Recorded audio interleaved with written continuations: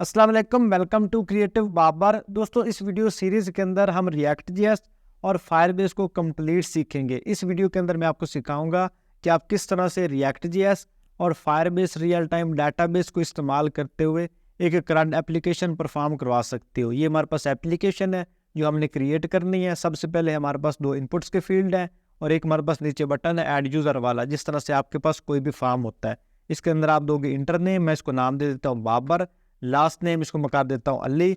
उसके बाद हम करेंगे ऐड यूज़र के ऊपर क्लिक। आप इसके अंदर मल्टीपल इनपुट्स भी दे सकते हो, लेकिन मैंने इसको बिल्कुल ही सिंपल रखा है ताकि जो बिल्कुल बिगनर्स हैं, जिन्होंने अभी फायरबेस के साथ ना काम किया है ना उन्होंने इतना ज़्यादा रिएक्ट के साथ काम किया है, तो वो भी इसको आसानी के साथ कर सकते हैं। हम उसके बाद करेंगे ऐड यूज़र के ऊपर क्लिक। जैसे क्लिक करेंगे ऊपर हमारे पास नोटिफिकेशन आ जाएगा डाटा एंडेड, और तकरीबन 1 या 2 सेकंड के बाद हमारा नोटिफिकेशन ऊपर से गायब हो जाएगा जो ऊपर हमारे पास नोटिफिकेशन आ रहा था। तो इस वीडियो सीरीज़ के अंदर मैं आपको ये भी सिखाऊंगा कि आप किस तरह से नोटिफिकेशन लगाते हो, किस तरह से आप जो नोटिफिकेशन है उसके ऊपर टाइम सेट करते हो कि एक टाइम के बाद आपका नोटिफिकेशन गायब हो जाए। उसके बाद हमारे पास ये डाटा नीचे आ गया। अब डाटा को एडिट करने के लिए हम एडिट बटन के ऊपर क्लिक करेंगे। जैसे इसके ऊपर क्लिक करेंगे हमारे पास एक न्यू कंपोनेंट ओपन हो जाएगा, न्यू पेज ओपन हो जाएगा, जिसके अंदर हम यहाँ पे अपने डाटा को अपडेट भी कर सकते हैं। अगर हमने अपडेट नहीं करना तो हम यहाँ से कैंसिल भी कर सकते हैं। अब यहाँ पे बाबर था तो बाबर के पहले थे ये सवाल में, मैं इसको कर देता हूँ कैपिटल। उसके बाद करेंगे अपडेट फॉर्म के ऊपर क्लिक। इसके ऊपर क्लिक करेंगे तो हमारा डाटा अपडेट हो जाएगा। ये हमारा डाटा अपडेट हो गया।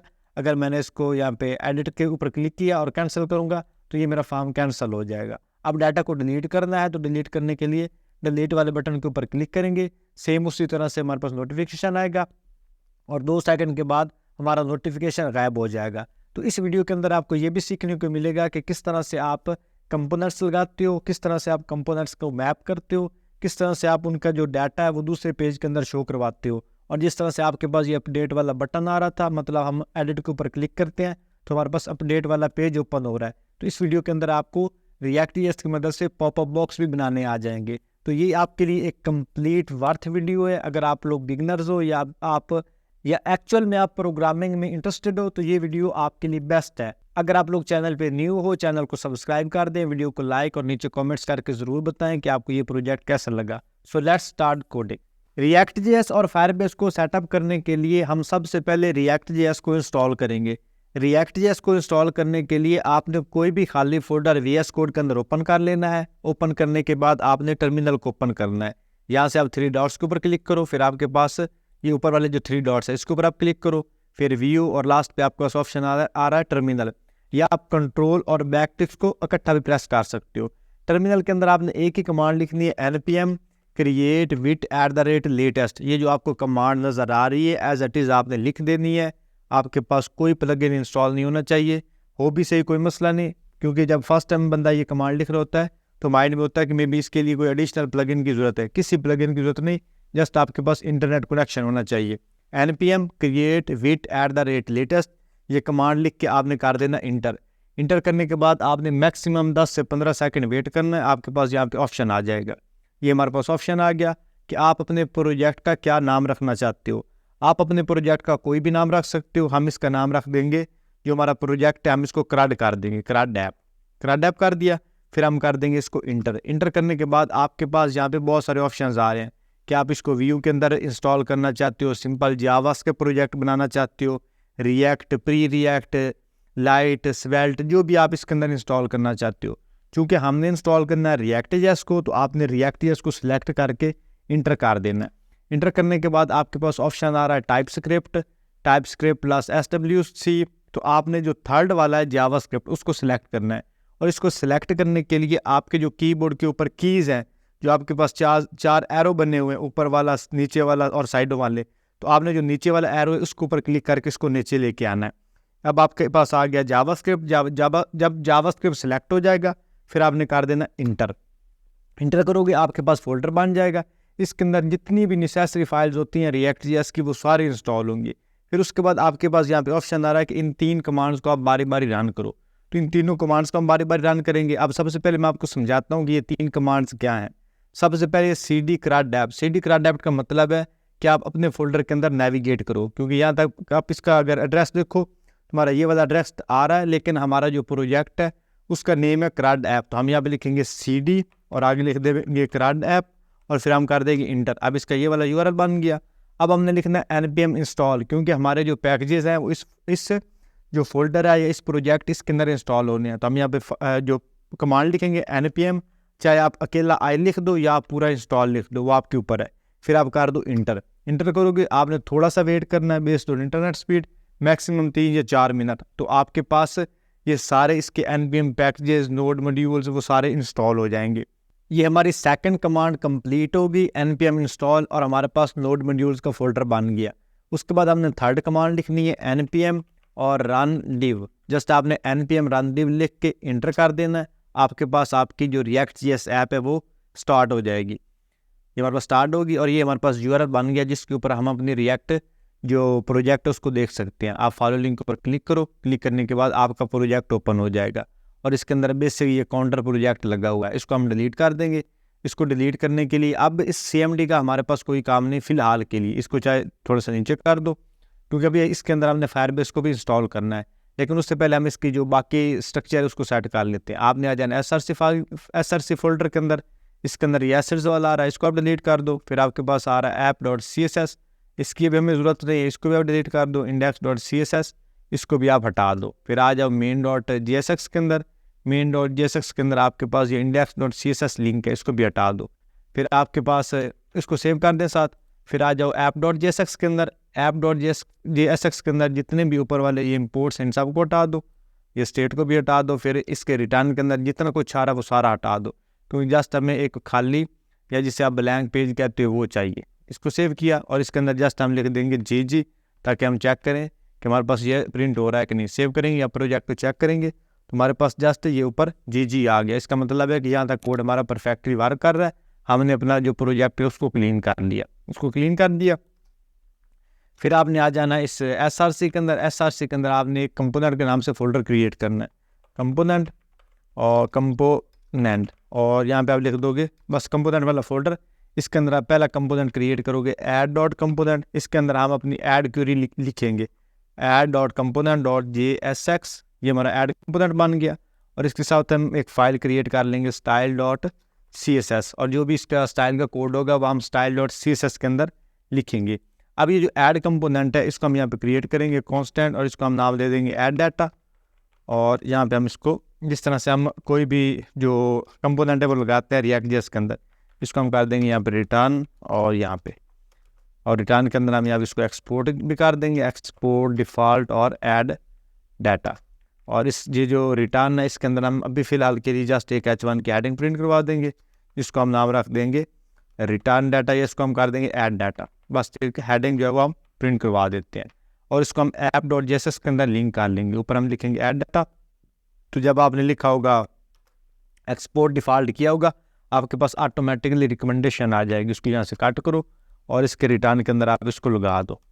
इसको अंदर हमने लगा दिया। अब सेव करके इसको चेक करेंगे तो हमारे पास ऐड डाटा आ गया। फिर उसके बाद आपने आ जाना फायर कंसोल के ऊपर। तो आपने यहाँ पे जस्ट ऊपर करना है firebase.google.com, इसको आप ओपन करो। फिर आपके पास टॉप पे ऑप्शन आ रहा है गो टू कंसोल, इसके ऊपर आप क्लिक कर दो।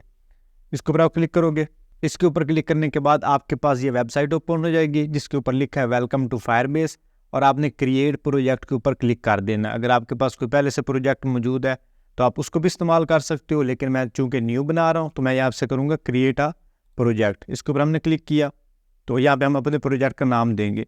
मैं इसको नाम दूंगा रिएक्ट फायर, या बल्कि हम इसको रिएक्ट फायर ही कर देते हैं, या फायर रिएक्ट कर दें, तब भी कोई मसला नहीं।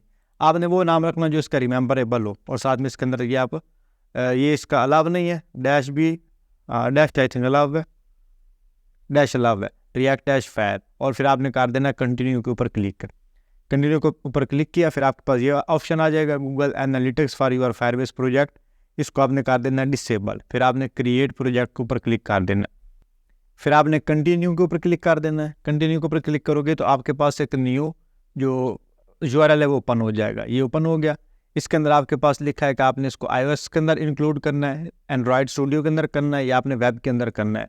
क्योंकि हम React.js का इस्तेमाल कर रहे हैं तो हमने वेब के ऊपर क्लिक करना है। वेब के ऊपर क्लिक करोगे, यहाँ पे आप अपनी ऐप का नाम दोगे, तो इसको आप कोई भी नाम रख सकते हो। मैं इसका नाम रख देता हूँ क्रड ऐप, क्रड ऐप, या रिएक्ट कराड लिख देते हैं, रिएक्ट कराड, ये हमने इसका नाम रख दिया। आप अपनी मर्जी से कोई भी इसको नाम रख सकते हो, डैश आई थिंक इसके अंदर भी लाभ होगा। फिर उसके बाद आपने कर देना है रजिस्टर ऐप के ऊपर क्लिक। रजिस्टर ऐप के ऊपर क्लिक किया तो आपकी जो ऐप है वो क्रिएट हो जाएगी। उसके बाद आपके पास ये सेकंड ऑप्शन इनेबल हो जाएगा, add SDK, add Firebase SDK। अब इसके अंदर आप यूज़ npm की मदद से हमने इसको इंस्टॉल करना है। तो इसकी जो पहली कमांड है ये वाली, इसको कॉपी करो और आ जाओ अपने टर्मिनल के अंदर। यहाँ पे आप एक न्यू टर्मिनल को ओपन करो, क्योंकि एक के अंदर हमारी ऑलरेडी रिएक्ट की जो फाइल है, रिएक्ट का जो प्रोजेक्ट है वो चल रहा है। तो ये वाला यूआरएल बन गया। इसके अंदर मैं करूँगा CD और कराड ऐप, इसको मैंने नेविगेट किया। नेविगेट करने के बाद आप यहाँ पे इस कमांड को पेस्ट कर दो, npm इंस्टॉल फायरबेस। या आप खुद से भी लिख सकते हो npm इंस्टॉल फायरबेस, और इसके साथ इसकी फायरबेस UI आ रही है, तो हमें UI नहीं चाहिए, जस्ट हमें चाहिए npm इंस्टॉल फायरबेस। तो थोड़ी सी देर लगेगी, आपकी फायरबेस इसके अंदर इंस्टॉल हो जाएगी। ये फायरबेस इसके अंदर इंस्टॉल हो गई। उसके बाद आपने इसको सेटअप करना है। तो इसको सेटअप करने के लिए आप चाहे SRC के अंदर या चाहे आप कंपोनेंट वाले फोल्डर के अंदर, जहाँ मर्जी आपका दिल करे, वहाँ पे आपने एक फ़ाइल क्रिएट करनी है जिसका आपने नाम रखना है जावास्क्रिप्ट नहीं, इसका आपने नाम रखना है firebase.config.js, firebase.configuration.js। ये आपने इसके अंदर फाइल क्रिएट कर देनी है। इसको आपने बेहतर है कि आप SRC फोल्डर के अंदर ही रखो जहाँ पे आपके बाकी कंपोनेंट्स हैं। तो firebase.configuration.js, और ये आपके पास जो भी नीचे कोड आ रहा है इस सबको आप यहाँ से कॉपी करो। कॉपी करने के बाद आप यहाँ पे इसको पेस्ट कर दो, तो आपकी फायरबेस इसके अंदर इनिशियलाइज होगी। अब इसको चेक किस तरह से करना है वो आपको मैं बताता हूँ। और ये जिसके कमेंट्स आप चाहे डिलीट कर दो, क्योंकि हमें ये कमेंट्स नहीं चाहिए, जस्ट हमें एक या जो है ना वो ऐप चाहिए। अच्छा, अब जब भी हमने यूज़ करनी है, मतलब इसकी फायर स्टोरेज इस्तेमाल करनी है, इसका हमने अगर डेटाबेस इस्तेमाल करनी है, तो उनको हमने वेरिएबल्स के अंदर ही स्टोर करना है। React.js के अंदर आपने किसी भी वेरिएबल को दूसरी फाइल के अंदर एक्सेस करना है, तो उसको हम यहाँ से करते हैं एक्सपोर्ट। तो हम इसको करेंगे एक्सपोर्ट, और कांस्टेंट ऐप इनिशियलाइज ऐप, इसको हमने एक्सपोर्ट कर दिया। ये जस्ट आपको मैं चेक करने के लिए बता रहा हूँ, बाकी हमारा जो कोड होना है वो बिल्कुल ही डिफरेंट होना है, लेकिन ये आपको जस्ट मैं चेक करने के लिए बता रहा हूँ कि आपको पता चल जाए कि हमारी फायरबेस इसके अंदर इनिशियलाइज होगी या कि नहीं होगी। अब यहाँ से हमने इसको एक्सपोर्ट कर लिया। एक्सपोर्ट करने के बाद आपने किसी भी कंपोनेंट के अंदर, ये आपका ऐड कंपोनेंट आ रहा है, इसके अंदर जस्ट आप लिख दोगे ऐप यहाँ पे, तो आपके पास ये आ जाएगा आगे। इसकी जो समझ ऑटो कंप्लीट है वो आ जाएगा, जस्ट आपने इंटर करना है। तो आपके पास इंपोर्ट ऐप //firebase.configuration, तो आपकी ऐप यहाँ से वो पिक कर लेगा। इसको आप कंसोल के अंदर प्रिंट करवा सकते हो। मैं इसको कंसोल और इसके अंदर जस्ट ऐप को लिखूँगा, सेव करूँगा, तो मेरे पास अगर इसके मैं कंसोल ओपन करूँ, यहाँ पे इंस्पेक्ट एलिमेंट और कंसोल, और कंसोल के अंदर आप देख लोगे फायरबेस ऐप IMPL, मतलब जो भी आपकी इम्प्लीकेशन है या आपकी कन्फिग्रेशन है वो सारी आ गई। अगर आपने यहाँ तक इसको कंप्लीट कर लिया तो इसका मतलब है कि आपने React.js और फायरबेस को सेटअप कर लिया। अब इसके अंदर हमने रियल टाइम डेटाबेस को इस्तेमाल करते हुए कराड ऑपरेशन परफॉर्म करवाना है, तो उसके लिए आप इस इंपोर्ट को हटा दोगे, क्योंकि अभी हमें इसकी कोई ज़रूरत नहीं है। फिर आपने आ जाना अपने वेबसाइट के ऊपर, जहाँ तक हमने लास्ट इस प्रोजेक्ट को छोड़ा था यहाँ तक, और इसके ऊपर आपने कंटिन्यू कंसोल के ऊपर क्लिक कर देना है। कंटिन्यू कंसोल के ऊपर आप क्लिक करोगे तो आपके पास ये वाला इंटरफेस आ गया। उसके बाद आपके पास ये आ रहा है ऑप्शन बिल्ड, आपने बिल्ड के ऊपर क्लिक करना है। यहाँ पे आपके पास मल्टीपल ऑप्शंस आ रहे हैं। अथेंटिकेशन के अंदर आपकी जितनी भी लॉगिन डिटेल्स हैं, जिस तरह से login with Google, login with Facebook, login with email and password, वो सारी डिटेल्स अथेंटिकेशन के अंदर आ जाती हैं। उसके बाद आपकी ऐप चेक, वो सिक्योरिटी रीज़न के लिए। फिर उसके बाद फायरस्टोर डेटाबेस, ये भी आपकी अलग से डेटाबेस है। इसके ऊपर हम जब ये सीरीज़ कंप्लीट हो जाएगी उसके बाद हम फायरस्टोर के ऊपर वीडियोस बनाएंगे। फिर हमारे पास ऑप्शन आ रहा है रियल टाइम डेटाबेस। हमने चूंकि रियल टाइम डेटाबेस का इस्तेमाल करना है, तो आपने इस बटन के ऊपर क्लिक कर देना है। इस बटन के ऊपर आप क्लिक करोगे तो आपके पास एक न्यू विंडो ओपन हो जाएगी। यहाँ पे आपके पास ऑप्शन आ रहा है क्रिएट डेटाबेस, तो आपने सिंपली क्रिएट डेटाबेस के ऊपर क्लिक कर देना है। क्रिएट डेटाबेस के ऊपर आपने क्लिक करना है। इसके ऊपर क्लिक करने के बाद आपके पास ये एक पॉपअप बॉक्स ओपन हो रहा है। इसके अंदर आपके पास ये ऑप्शन आ रहा है, तो आपने सिंपली नेक्स्ट कर देना है। उसके बाद आपके पास आ रहा है स्टार्ट इन लॉक मोड या स्टार्ट इन टेस्ट मोड, तो आपने अभी टेस्ट मोड के ऊपर क्लिक करके इसको इनेबल कर देना है। तो ये आपकी डेटाबेस के अंदर इनिशियलाइज होगी जब आपके पास ये वाला ऑप्शन आ जाए रियल टाइम डेटाबेस, और ये आपके पास रूल्स, बैकअप, यूजेस, ये वाला इंटरफेस आ जाए, तो इसका मतलब है कि आपने रियल टाइम डेटाबेस सेटअप कर लिया है। और अगेन आपने इसके रूल्स के ऊपर क्लिक करना है। अभी चूंकि हम टेस्ट कर रहे हैं तो टेस्ट करने के लिए इसके रूल्स दोनों हमारे पास रीड एंड राइट दोनों ट्रू होने चाहिए। आप इसको चाहे ट्रू कर दो, इसके अंदर डेटा ऑलरेडी मौजूद है तो इसको हमने टेस्ट के लिए इस्तेमाल करना है, तो ये भी आपके पास समझ लें ट्रू ही है। अदरवाइज आप इसको यहाँ पे ट्रू और ट्रू भी दे सकते हो। फिर उसके बाद आपने आ जाना अपने फोल्डर स्ट्रक्चर के अंदर। अब यहाँ पे आपने firebase.configuration.js के ऊपर क्लिक करना है। अब दोस्तों जब भी आपके पास फायरबेस इस्तेमाल होती है ना, तो फायरबेस के अंदर इसकी मल्टीपल प्रोडक्ट्स हैं। जिस तरह से आपके पास ऐप, डाटाबेस, फायरस्टोर, तो उन सब को ना इंक्लूड करने का एक ही मेथड है। सेम मेथड उसको हम बोल सकते हैं, एक मेथड नहीं सेम ही मेथड। हम यहाँ पे लिखते हैं इंपोर्ट करने के बाद आपने करली ब्रैकेट इससे बाहर आ जाना है। इससे बाहर मैं क्यों कह रहा हूँ कि अगर आप इससे बाहर पहले आप इसके कंपोनेंट को इंक्लूड कर लोगे ना, फिर आपके पास नीचे ऑटो कंप्लीट आ जाएगा, अदरवाइज नहीं आएगा। अब इसके अंदर मैं लिखता हूँ ना यहाँ पे गेट, तो मेरे पास नीचे कोई ऑप्शन नहीं आ रहा फायरबेस के वाले से, तो इसको एक्सेस करने के लिए इससे बाहर आऊँगा और यहाँ मैं लिखूँगा फ्राम, फिर उसके बाद यहाँ पे इसको लिखूँगा यहाँ पे फायरबेस / अब मैंने चूँकि इसके अंदर डाटाबेस इस्तेमाल करनी है, अब मेरे पास ये देखो सारे ऑप्शन आ रहे हैं। एनालिटिक्स, जब मैंने एनालिटिक्स इस्तेमाल करना है तो एनालिटिक्स को मैं सिलेक्ट कर लूँगा। जब मैंने ऐप को यूज़ करना है तो ऐप चेक को करना है तो ऐप चेक को सिलेक्ट कर लूँगा। उसके बाद ऑथेंटिकेशन को करना है तो ऑथेंटिकेशन को। अब चूँकि मैंने सिलेक्ट करना है इसके अंदर डाटाबेस को, तो आपने डाटाबेस के ऊपर क्लिक कर देना है। जब आपने रियल टाइम डाटाबेस इस्तेमाल करनी है तब आपका होगा यहाँ पे डाटाबेस। जब आपने स्टोरेज का इस्तेमाल करना है तब आपका यहाँ पे होगा फायर स्टोरेज।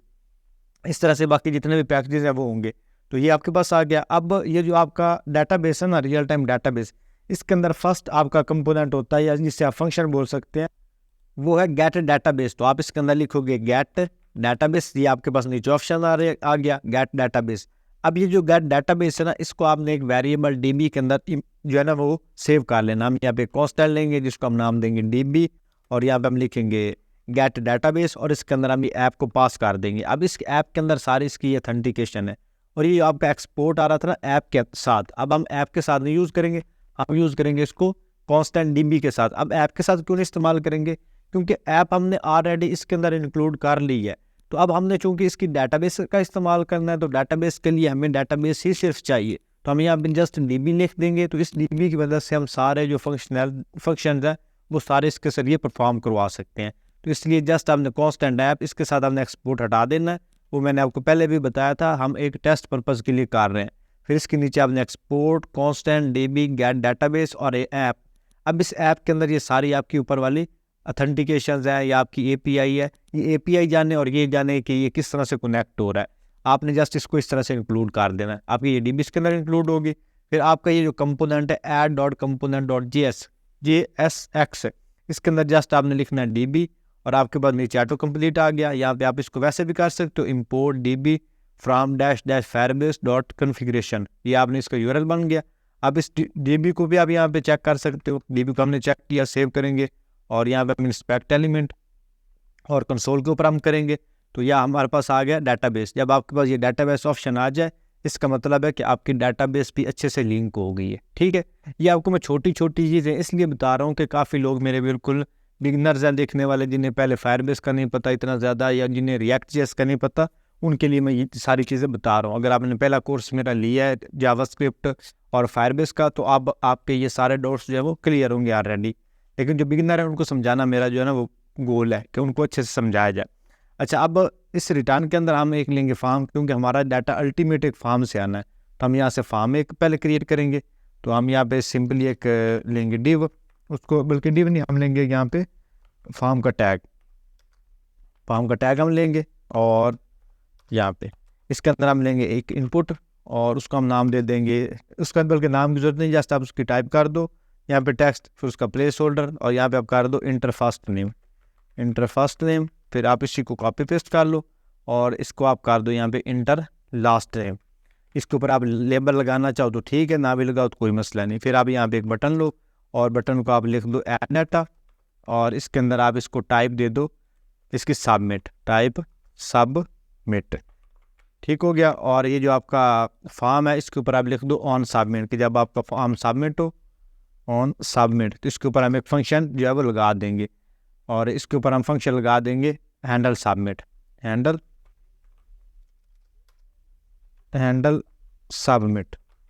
ठीक हो गया। और इसको आप यहाँ पे रिक्वायर भी कर दोगे कि आपके जो फील्ड्स है ये रिक्वायर हो।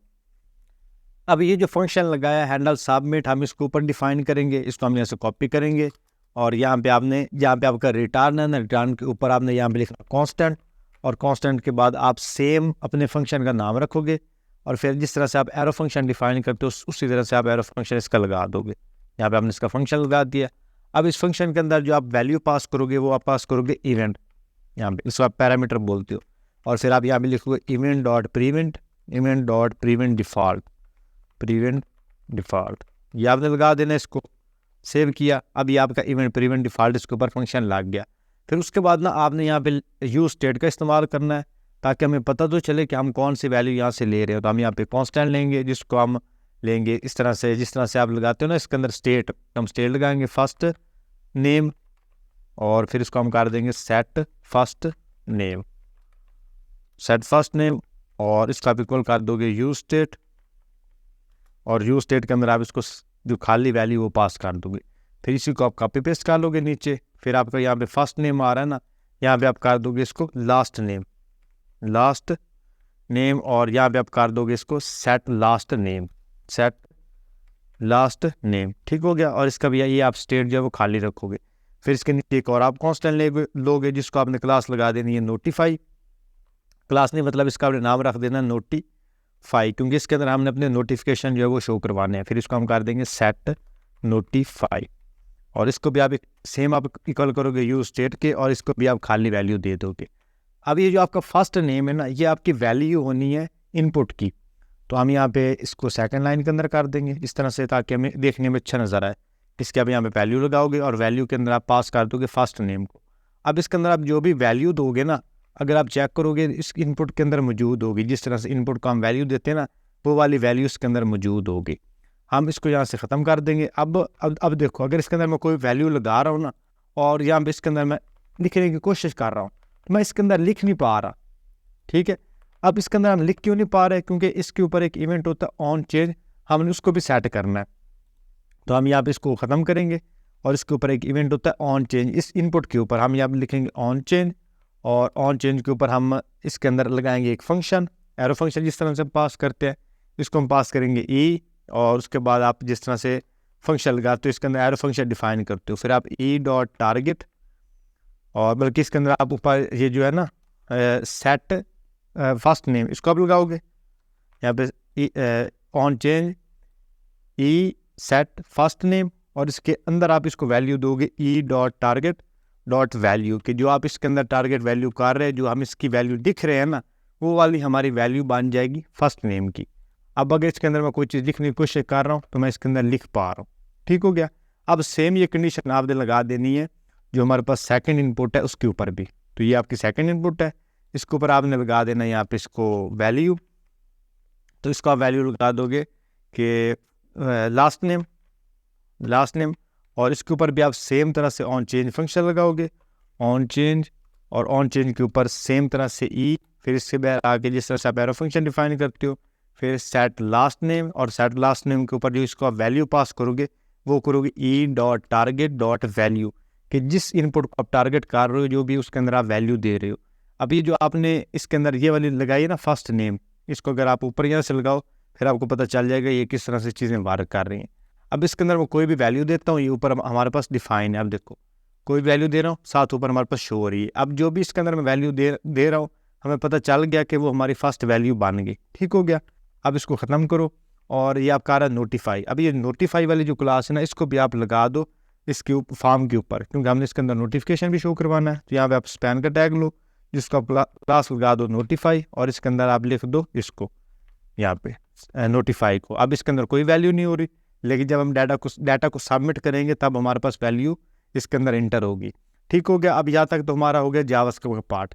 अब हमने इसके अंदर चूंकि लगाना है फायरबेस को, तो दोस्तों अब हम जो प्रोडक्ट यूज़ कर रहे हैं वो हम कर रहे हैं डाटाबेस। तो हम यहाँ पे लिखेंगे इंपोर्ट, और यहाँ पे हम करली ब्रैकेट्स लगा के से बाहर आ जाएंगे, फिर फ्राम, और फिर यहाँ पे डबल कोट या single quotes Firebase slash database.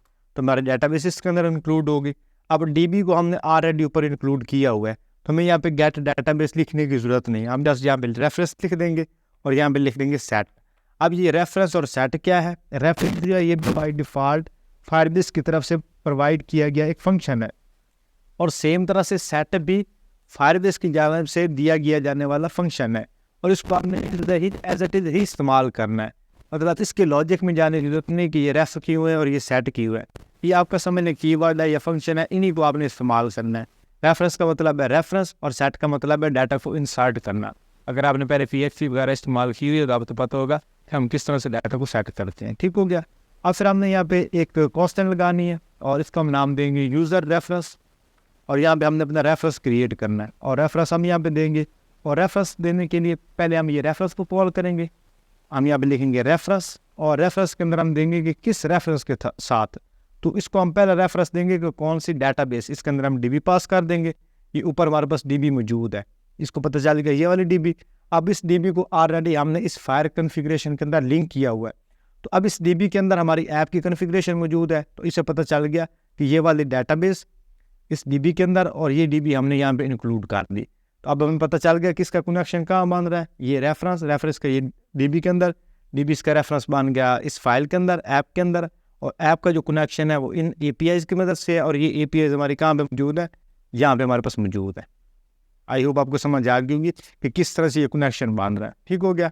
फिर आपकी ये मतलब रेफरेंस DB, और इसके बाद आपने देना है टेबल का नाम कि आपका रेफरेंस बन गया, अब किस टेबल के अंदर आप इसको इंसर्ट करना चाहते हो। अगर आप यूज़ करते हो मतलब MongoDB तो आपको याद होगा कलेक्शन। अगर आप MySQL का इस्तेमाल करते हो या आपने अगर वर्डप्रेस का इस्तेमाल किया हुआ है तो आपको पता होगा टेबल्स का। तो हम यहाँ पे वो टेबल्स या कलेक्शन देंगे। तो हम यहाँ पे इसका नाम रख देंगे यूज़र। आप इसके अंदर यूज़र रखना चाहो, आप इसका नाम पोस्ट रखना चाहो, अगर आप ई-कॉमर्स वेबसाइट बना रहे हो तो आप इसको बेशक प्रोडक्ट का नाम देना चाहो, वो आप सारा इसको दे सकते हो। ठीक हो गया। फिर इससे आपने बाहर आ जाना और यहाँ पे आप लिखोगे सेट।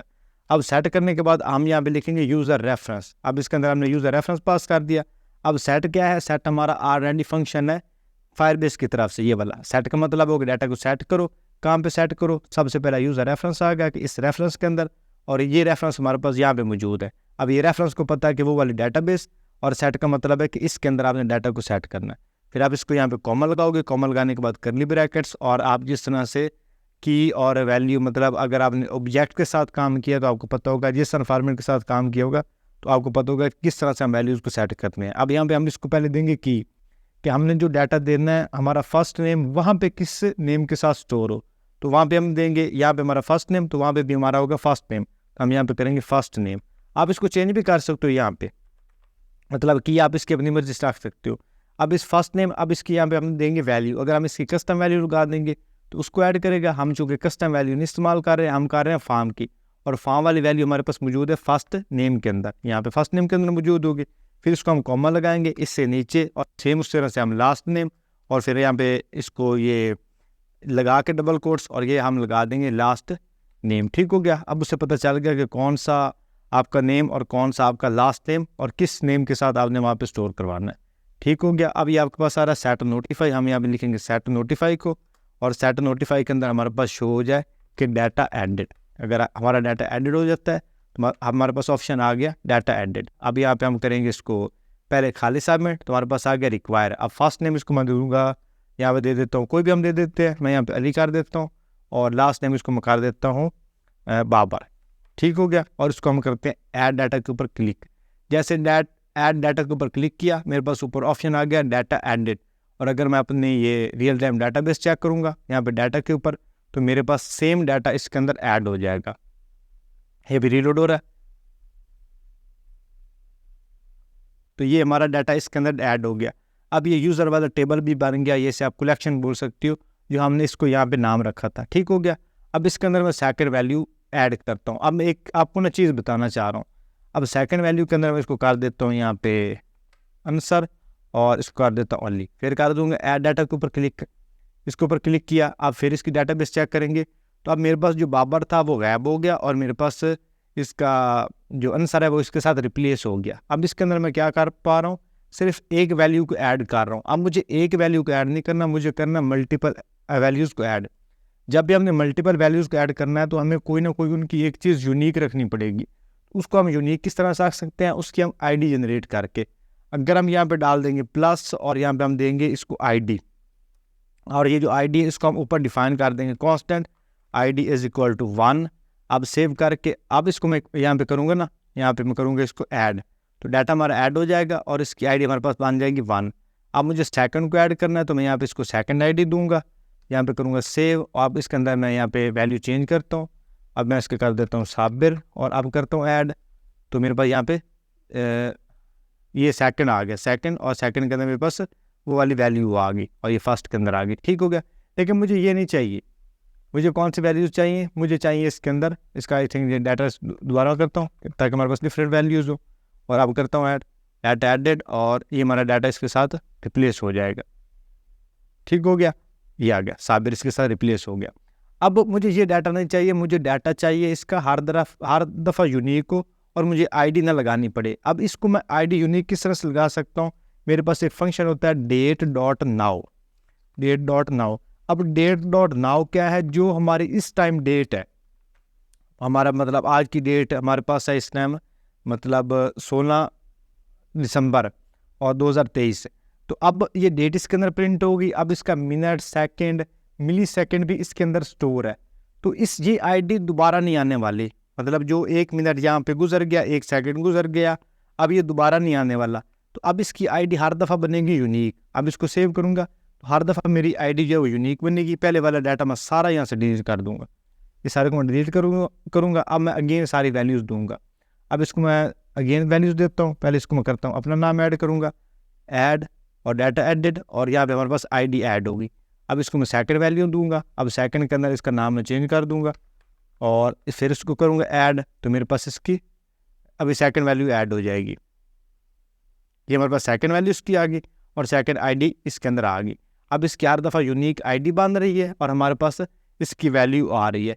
लेकिन जब भी आप कोई भी फॉर्म सबमिट करते हो ना, सबमिट करने के बाद आपका ये जो डाटा है ना ये खाली हो जाता है, इनपुट्स खाली हो जाती हैं। तो उनको हम किस तरह से खाली करेंगे, यहाँ पे आपका ये सेट नोटिफाई आ रहा है ना, सेम आप इसके बाद यहाँ पे कर दो इसको सेट फर्स्ट नेम, तो आप सेट फर्स्ट नेम इसका एम्प्टी कर दो। फिर इसका आप कर दो यहाँ पे सेट लास्ट नेम, तो सेट लास्ट नेम, तो सेट लास्ट नेम भी आप इसका कर दो यहाँ पे खाली। सेव करेंगे और अब देखेंगे तो हमारा फॉर्म जो है वो खाली हो जाएगा। ऐड करूँगा और हमारा फॉर्म खाली हो गया। लेकिन ये तो खाली हो रहा है, जो ऊपर डाटा एडेड लिखा हुआ आ रहा है ना, ये मेरे पास उसी तरह से मौजूद है। मैं चाहता हूँ कि जो मेरा डाटा एडेड है ना वो भी एक मतलब वक्त के बाद चला जाए, मतलब 2 सेकंड के बाद या 1 सेकंड के बाद, तो उसके लिए भी कोई मसला नहीं। यहाँ पे हम लगाएंगे set time out, set time out, और सेट टाइम आउट के बाद हम यहाँ पे इसको एरो फंक्शन लगा देंगे यहाँ पे, और इसके अंदर हम जो इसको वैल्यू देंगे वो हम देंगे सेट नोटिफाई को। सेट नोटिफाई हमारे पास आज हो जाए खाली कितने सेकंड के बाद, इसको हम यहाँ पे दे देंगे 2000 मिली सेकेंड। 2000 मिली सेकेंड के बाद ये हमारा गायब हो जाएगा। अब 1 2 3 और ये गायब हो जाएगा। अभी नहीं हो रहा क्योंकि हमने अभी कोई डाटा न्यू नहीं दिया। मैं कोई न्यू डाटा दूंगा और अब करूँगा यहाँ पे ऐड, डाटा हमारा ऐड हो गया। अब आपने 1 या 2 सेकंड वेट करना, डाटा एडेड हमारा जो वो नोटिफिकेशन था वो गायब हो गया। अब डाटा को आप ऐड कर लिया, किस तरह से आपने डाटा को ऐड करना है और किस तरह से आपने जो नोटिफिकेशन है वो शो करवाना है। अब इस फॉर्म को हम थोड़ा सा स्टाइल कर लेते हैं। अब इसको स्टाइल करने के लिए ये हमारे पास फाइल मौजूद है style.css, इसको हमने लिंक कर लेना है ऐड कंपोनेंट के अंदर। तो यहाँ से मैं इसको करूँगा CSS को पहले इंपोर्ट करूँगा इस फाइल को, और जितनी भी मेरी CSS होगी ना इसी के अंदर मैं लिख लूँगा, क्योंकि मेरी CSS मेरे को थोड़ी सी है, तो अगेन हर कंपोनेंट के अलग अलग CSS की फाइल नहीं क्रिएट करूँगा। अब इस स्टाइल को पहले मैं चेक करूँगा कि मेरे पास लिंक है कि नहीं। तो यहाँ पे मैं बॉडी टैग और इसके ऊपर बैकग्राउंड कलर लगा के इसको मैं चेक कर लूँगा। बैकग्राउंड कलर रेड, मेरे पास इसका बैकग्राउंड रेड हो गया। इसका क्या मतलब है कि हमारे पास इसकी जो लिंक है वो सही से हो गया। अब इसके अंदर मैं पहले स्टार मार्क लगा के मार्जिन पैडिंग इसकी 0 कर दूँगा। स्टाइलिंग इसको हमने बिल्कुल बेसिक सी देनी है, कोई इसके अंदर हमने ज़्यादा जो है वो स्टाइलिंग नहीं करना, जस्ट हमारा फॉर्म जो है वो अच्छा नज़र आए। तो उसके बाद टेक्स्ट डेकोरेशन इसका हम कर देंगे नन, फिर इसके हम कर देंगे लिस्ट स्टाइल भी नन, ताकि इसके जो आइटम्स हैं वो भी हमारे पास गैप हो। फिर उसके बाद हमारे पास फॉर्म का टैग, उसको हम सिलेक्ट करेंगे, उसको हम पहले विड्थ लगा देंगे 300 पिक्सल, और फिर उसको हम लगा देंगे मार्जिन उसको हम लगाएंगे 30 पिक्सल और ऑटो, और फिर हम इसको 30 पिक्सल बल्कि ठीक है 30 थोड़ी स्पेस बन जाएगी। फिर इसको हम लगा देंगे पैडिंग उसको हम लगा देंगे 1 REM, और इसको हम थोड़ा सा बॉक्स शेडो लगा देंगे। बॉक्स शेडो इसके ऊपर हम अप्लाई करेंगे RGB red green and blue, और साथ में अल्फ़ा 0 और ग्रीन भी 0, ये ब्लू भी 0 और जो इसका ट्रांसपेरेंट कलर है अल्फ़ा वो हम इसको लगा देंगे 0.16 और साथ में इसको हम डायमेंशन सेट कर देंगे यहाँ पे 0 पिक्सल और 1 पिक्सल और 4 पिक्सल। सेव करेंगे। फिर इसके अंदर जो हमारे पास इनपुट के टैग्स हैं उनको हम स्टाइल कर लेंगे। यहाँ पे इनपुट को सिलेक्ट किया और इनपुट को हम कर देंगे डिस्प्ले ब्लॉक, ताकि हमारे पास हर कोई अलग अलग लाइन में आ जाए। विड्थ इसके हम कर देंगे 100%। इससे क्या होगा कि हमारी इनपुट्स हैं वो 300 पिक्सल की बन जाएंगी। इसको हम कर देंगे यहाँ पे मार्जिन भी सेट, मार्जिन इसको हम कर देंगे 1 REM और 0। साथ में फैडिंग और पैडिंग इसको हम कर देंगे यहाँ पे 5 पिक्सल टॉप बॉटम से, लेफ्ट राइट से 0 और लेफ्ट राइट से भी आप इसको 1 पिक्सल कर दो, ताकि आपका थोड़ा सा जो टेक्स्ट आप लिखो बिल्कुल स्टार्ट से शुरू ना हो। फिर इसके अंदर जो बटन का टैग आ रहा है उसको हम सेलेक्ट कर लेंगे, पाम और बटन को हम कर देंगे विड्थ 100% और साथ में उसको हम लगा देंगे पैडिंग उसको हम लगा देंगे 5 पिक्सल 0 और बैकग्राउंड कलर इसको हम कर देंगे यहाँ पे डार्क ग्रीन कर दिया। फॉन्ट कलर इसका हम कर देंगे यहाँ पे वाइट और साथ में हम इसको लगा देंगे बॉर्डर इसका हम कर देंगे 1 पिक्सल सॉलिड। आप बॉर्डर इसका आप चाहे ग्रीन लगाना चाहो या थोड़ा सा ब्लैक रख दो तभी कोई मसला नहीं, मैं इसको ब्लैक रहने दूंगा। कर्सर इसका कर दूंगा यहाँ पे पॉइंटर और ट्रांजिशन इसको ऊपर हम अप्लाई कर देंगे ट्रांजिशन, यहाँ पे ट्रांजिशन ऊपर हम अप्लाई करेंगे 0.5 सेकेंड और इज एंड आउट। अब इस बटन के ऊपर जब हम होवर करें तो तब इसका स्टाइल क्या हो, होवर करने पे इसका जो बैकग्राउंड है वो पहले नंबर पे ट्रांसपेरेंट हो जाए, बैकग्राउंड ट्रांसपेरेंट और साथ में इसका जो फॉन्ट कलर है वो हमारे पास बन जाए ब्लैक। That's all. इतनी अच्छी हमारे पास इसके ऊपर CSS हो। अब इसके ऊपर देखो ये हमारे पास फॉर्म बन गया और इसके नीचे हमारे पास ये ऐड डाटा बटन आ रहा है, तो हमारा फॉर्म जो अच्छे से स्टाइल हो गया। अब इसके ऊपर हमारे पास जो नोटिफिकेशन है हम उसको भी स्टाइल कर लेंगे। अब नोटिफिकेशन की स्टाइलिंग हमारे जो आ रहा है ना उसके लिए सेम ही रहनी है, तो उसको मैं यहाँ पे नोटिफाई एक दूंगा कॉमेंट नोटिफाई और ये जो नोटिफाई की क्लास है हम यहाँ कॉपी कर लेते हैं। इसका यहाँ पे नाम था क्लास थी नोटिफाई, कॉपी किया स्टाइल के अंदर और यहाँ अब इसके अंदर मैं इसको सेट कर दूंगा। इसके हम कर देंगे विड्थ 300 पिक्सल और साथ में इसको हम लगा देंगे मार्जिन इसको हम लगा देंगे 1 पिक्सल और साथ में ऑटो और डिस्प्ले का ब्लॉक, बल्कि इसको हमने पोजीशन लगानी है एब्सोल्यूट, ये मार्जिन लगाने की जरूरत नहीं। पोजीशन इसको हम कर देंगे यहाँ पे एब्सोल्यूट और टॉप से इसको हम कर देंगे यहाँ पे 0, टॉप से हमारे पास 0 हो और लेफ्ट हमारे पास तो इसका 50%। साथ में इसको हम ट्रांसफॉर्म लगा देंगे ट्रांसलेट एक्स। इससे क्या होगा कि जब हम वैसे लगाते हैं ना इसको लेफ्ट 50% तो एग्जैक्ट 50 में नहीं आता, लेकिन जब ट्रांसलेट एक्स लगा दोगे -50% तब ये एग्जैक्ट सेंटर में आएगा। फिर उसके बाद इसको फॉन्ट साइज इसको हम अप्लाई कर देंगे 20 पिक्सल। साथ बॉक्स शेडो और बॉक्स शेडो ऊपर हमने इसको ऑलरेडी अप्लाई किया हुआ ये वाला, तो ये वाला बॉक्स शेडो हम बार बार इस्तेमाल कर देंगे। तो ये बड़ा प्यारा सा बॉक्स शेडो है, उसी को हम इस्तेमाल कर देंगे यहाँ पे। और अब इसको सेव करके चेक करते हैं। इसके अंदर कोई मैं वैल्यू देखता हूँ वापा और अर्ली ऐड किया, ये ऊपर हमारे पास नोटिफिकेशन आ रहा है डाटा एडेड। अब इसको थोड़ा सा हम पैडिंग लगा देंगे ताकि हमारा जो कंटेंट है वो थोड़ा सा और अच्छा नज़र आए। 2 REM अब सेव करते हैं और अब इसकी टेस्ट करते हैं। अब इसके अंदर कोई भी वैल्यू दे रहा हूँ, तो ये ऊपर हमारे पास आ तो रहा है लेकिन इसको हम पैडिंग नहीं देंगे। अगर पैडिंग दी तो ये वो ऑटोमेटिकली इसकी जो वाला स्पेस है वो हमारे पास शो होती रहनी है। अब इसके अंदर कोई भी डाटा दे के और मैं करता हूँ ऐड डाटा, मेरे पास ऊपर नोटिफिकेशन आ गया डाटा एडेड और ये आइटम मेरे पास ऐड भी होगी। हाँ, इसको थोड़ा सा मार्जिन लगा लेते हैं, मार्जिन कम कर देते हैं यहाँ पे 1 पिक्सल और 0। अब सेव करते हैं। अब इसके अंदर कोई भी वैल्यू ऐड करता हूँ और ऐड, तो ये मेरे पास आ गया। ऊपर थोड़ा सा हमारे पास मार्जिन भी आ रहा है, ठीक हो गया। अब इसको मज़ीद स्टाइल करना चाहो इसका टेक्स्ट लाइन सेंटर कर दो आप थोड़ा सा, और इसको अगर बेहतर बनाना है तो आप इसका बैकग्राउंड कलर थोड़ा सा चेंज कर दो। वो अब आपके ऊपर है कि आपको किस तरह से बनाते हो, लेकिन मेरा मेन मकसद था कि आपको नोटिफिकेशन शो करवाना और जो ऐड क्वेरी है वो आपको समझाना। अब यहाँ तक आपको समझ आ गई कि किस तरह से हमने डाटा को ऐड करना है और किस तरह से हमने नोटिफिकेशन जो है वो शो करवाना है। अब हम डाटा को गेट करेंगे, तो गेट करने के लिए हम अगेन यहाँ पे एक न्यू कंपोनेंट बनाएंगे। इसको हम नाम देंगे get.component.jsx, ठीक हो गया। और इसके अंदर हम यहाँ पे कॉन्स्टेंट लगाएंगे, कॉन्स्टेंट इसको हम नाम दे देंगे गेट डाटा, गेट और डाटा। यहाँ पे इसको हम इक्वल करेंगे और यहाँ पे इसको हम कर देंगे यहाँ पे रिटर्न, और रिटर्न के अंदर हम लिख देंगे गेट डाटा। जस्ट एक हम हेडिंग प्रिंट करवा देंगे H1 और गेट डाटा। ठीक हो गया। अब आपने इसको पहले शो करवा देना ऐप के अंदर, तो इसको हम यहाँ पे एक्सपोर्ट कर देंगे, एक्सपोर्ट डिफ़ॉल्ट और गेट डाटा। अब ये जो गेट डाटा इसको हम लिंक कर लेंगे app.jsx के साथ। बाकी आपके कंपोनेंट को आप एक दफ़ा बेशक हटा दो और यहाँ पे हम लिखेंगे गेट डाटा, ये आ गया। और इसको आप यहाँ से कट करो, कट करने के बाद आप यहाँ पे लगा दो इसको गेट डाटा। ठीक हो गया। अब उसके बाद यहाँ पे जो डाटा वो गेट हो गया, मतलब आपका कंपोनेंट इसके साथ जस्ट लिंक हुआ है।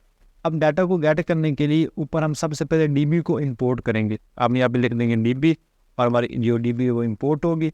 अब इसके अंदर हमने चूँकि यूज़ कर रहे हैं डाटाबेस का ही, और इसके लिए हम यहाँ पे लिखेंगे इंपोर्ट, और इंपोर्ट के बाद करली ब्रैकेट, इससे फिर बैर, फिर हम लिखेंगे फ्रॉम और फायरबेस के बाद हम इससे लिखेंगे डाटाबेस।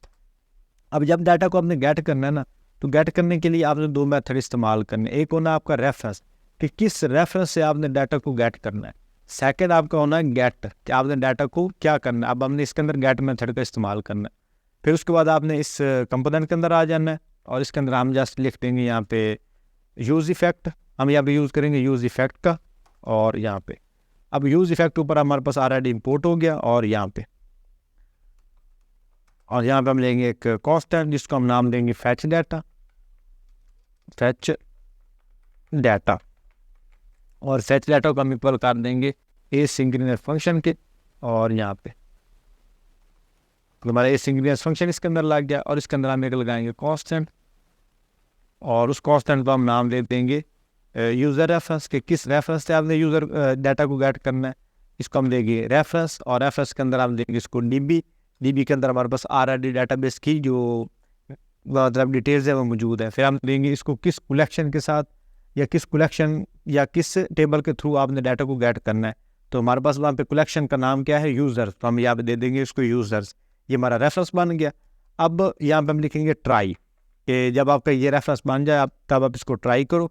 ट्राई करने के बाद आप अगेन लोगे यहाँ पे कांस्टेंट, और कांस्टेंट को आप नाम दोगे स्नैपशॉट। अब आप नाम यहाँ पे अपनी मर्जी का रख सकते हो। यहाँ पे हम करेंगे अवेट करने के बाद आप गेट मेथड जो ऊपर आपने इंपोर्ट किया है उसको हम यूज़ करेंगे। अब इस गेट आपने कहाँ से करना है, ये वाला हम इसके अंदर रेफरेंस पास कर देंगे। अब इस रेफरेंस के अंदर हमारी डाटाबेस और टेबल का नेम मौजूद है, तो इसको हम यहाँ पे लिख देंगे फिलहाल से आपने डाटा को गेट करना है। और फिर आप इसको यहाँ पे कंसोल के अंदर प्रिंट करवा दो। जस्ट आप स्नैपशॉट को एक दफ़ा प्रिंट करवा दो, ताकि चेक करने के लिए हमारा डाटा आ रहा है कि नहीं। जब भी आपने ट्राई का इस्तेमाल करना, साथ में आपने कैच ब्लॉक का इस्तेमाल लाजमी करना होता है। तो हम यहाँ पे कैच करेंगे, इसके अंदर हम एरर शो करवाएंगे, और यहाँ पे हम कंसोल के अंदर एरर इसका प्रिंट करवा देंगे, यहाँ पे एरर। ठीक हो गया। अगर हमारा डाटा ऐड हो गया, मतलब गेट हो गया, तो कंसोल के अंदर शो हो जाएगा। अदरवाइज़ हमारा जो एरर होगा वो हमारे पास शो हो जाएगा कंसोल के अंदर। अब ये जो फैच डाटा हमने ये वाला मेथड लगाया है ना, ये वाला फंक्शन हमने लगाया, जहाँ पे ये फंक्शन कंप्लीट हो रहा है, इस फंक्शन के कंप्लीट होने के फ़ौरन बाद आप इसको कॉल कर दो। और जब भी आप यूज़ करते हो यूज़ इफेक्ट का, तो यहाँ पे आप ये वाले ये जो इसके सिम्बल्स हैं वो लगाते हो। यहाँ पे आप इस वैल्यूज में पास कर सकते हो, लेकिन फ़िलहाल के लिए आपने इसको एज इट इज़ इस तरह से लगा देना। अब इसको सेव करके, और अगर हम चेक करेंगे ये गेट डाटा हमारे पास आ रहा है, और कंसोल के अंदर हम देखेंगे यहाँ पे इसको अगेन रीलोड करते हैं, और यहाँ पे थोड़ा सा वेट करना, भी हमारे पास पता चल जाएगा डाटा हमारे पास आ रहा है कि नहीं आ रहा। तो रिएक्ट टूल बेटर, और इसको प्रिंट होना चाहिए कंसोल एलिमेंट्स। अगर मैं कोई और वैल्यूज के अंदर प्रिंट करवा के देखो, मतलब लोग के अंदर मैं प्रिंट करवा देता हूँ इसको, यहाँ पे HH सेव करते हैं। तो HH हमारे पास प्रिंट हो रहा है, लेकिन हमारे पास ये कंपोनेंट हमारा जो है ना वो वैल्यूज इसके अंदर प्रिंट नहीं करवा रहा, ना ही हमारे पास ये एरर को प्रिंट करवा रहा है। तो लेट मी चेक, ये हमारे पास क्यों नहीं कर रहा। अच्छा, ये फैच डाटा को हमने कॉल किया है, फंक्शन को हम इस तरह से थोड़ी कॉल करते हैं। जब भी हमने फंक्शन को कॉल करना होता है हम यहाँ पे लगाते हैं ब्रैकेट्स, तो वो हमारे पास इसकी गलती थी। अब सेव करेंगे, अब चेक करेंगे तो हमारे पास इसकी वैल्यू प्रिंट होगी। ये हमारे पास वैल्यू भी इसकी प्रिंट होगी, डाटा स्नैपशॉट, ये इसकी सारी वैल्यूज़ आ रही हैं। अब इसमें से वैल्यू गेट करने के लिए जस्ट आपने इसके साथ लगाना है वैल यहाँ पे। अब सेव करेंगे और हमारी वैल्यूज़ की प्रिंट होंगी। बूम, ये हमारी सारी वैल्यूज़ आ गई। इसको ओपन करोगे, ये सारी आपकी वैल्यूज़ आ रही हैं, ये इसकी आईडीज़ आ गई, ये फर्स्ट नेम और लास्ट नेम जो हमारे पास यहाँ पे इसके अंदर मौजूद है वो सारे हमारे पास इस कंसोल के अंदर प्रिंट हो गए। अब कंसोल के अंदर हमने थोड़ी प्रिंट करवाना है, हमने तो इसको शो करवाना है टेबल के अंदर। अब इसको हमने HTML टेबल के अंदर किस तरह से प्रिंट करवाना है वो हमारा गोल है। अब इस कंसोल को हम ख़त्म कर देंगे। अब ये हमारा जस्ट पता चल गया कि हमारा डाटा इसके अंदर है। अब इस कंसोल को आप यहाँ से हटा दोगे, इस आप डाटा को ना एक कांस्टेंट डाटा के अंदर सेव कर दोगे। कांस्टेंट डाटा अपनी मर्जी से आप नाम रख सकते हो, कोई और रखना चाहो, लेकिन मैं इसको नाम रखूँगा डाटा, क्योंकि इसके अंदर हमारा डाटा मौजूद है। अब ये जो आपका कंपोनेंट है ना, इसके ऊपर आप एक लगाओगे कांस्टेंट। अब इस कांस्टेंट को हम नाम देंगे यूज़र का, क्योंकि इसके अंदर हमारा यूज़र्स होना है, तो हम यहाँ पे लिखेंगे यूज़र्स और इसको हम कर देंगे सेट यूज़र्स और इसको हम इक्वल कर देंगे यहाँ पे यूज स्टेट और यूज स्टेट के अंदर हम इसको यहाँ पे दे देंगे खाली ब्रैकेट्स, मतलब एरे, क्योंकि हमारा डाटा होना है एरे के अंदर। अब जो भी हमने काम करना है ये यूज़र के थ्रू करना है, लेकिन ये सेट यूज़र है, इसके ज़रिए हमने डाटा को सेट करना। अब ये डाटा आ रहा है ना ये वाला, अब जब भी आपके पास डाटा होता है ना ऑब्जेक्ट्स के अंदर, तब आपके पास एक लूप होता है ऑब्जेक्ट्स का, आपने उसी का इस्तेमाल करना होता है। ये आपको वो पार्ट समझा रहा हूँ जिसको सीखने के लिए तकरीबन मेरे 3-4 दिन लग गए थे। मुझे कोई अच्छा ट्यूटोरियल नहीं मिला था, मुझे नहीं पता चला था कि किस तरह से हमने डाटा को इस तरह से गेट करना होता है। तो मैं आपको एक ही वीडियो के अंदर बता रहा हूँ, तो आपने इसको अच्छे से समझना है।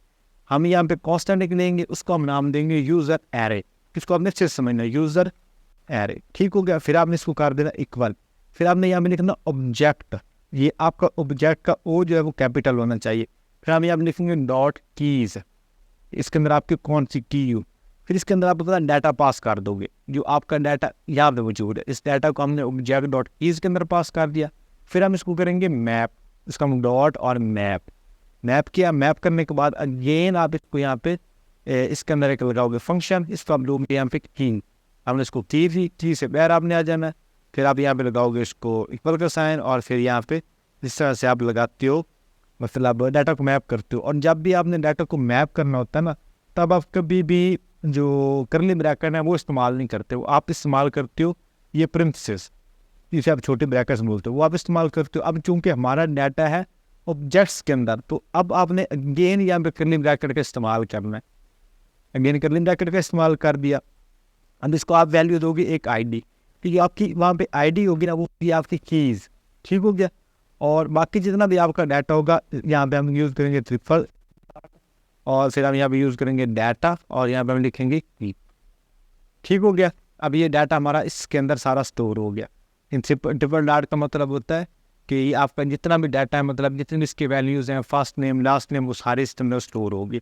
अब हमने ये जो यूज़र एरे है ना, इसको हमने पास कर देना है सेट यूज़र एरे के, जहाँ पे आपकी ये ब्रैकेट सारी ख़त्म हो रही है ना, ये वाला ख़त्म हो रहा है, इससे बाहर आपने आ जाना। यहाँ पे आप लिख दोगे सेट यूज़र, और सेट यूज़र के अंदर आपने पास कर देना है इस यूज़र एरे को।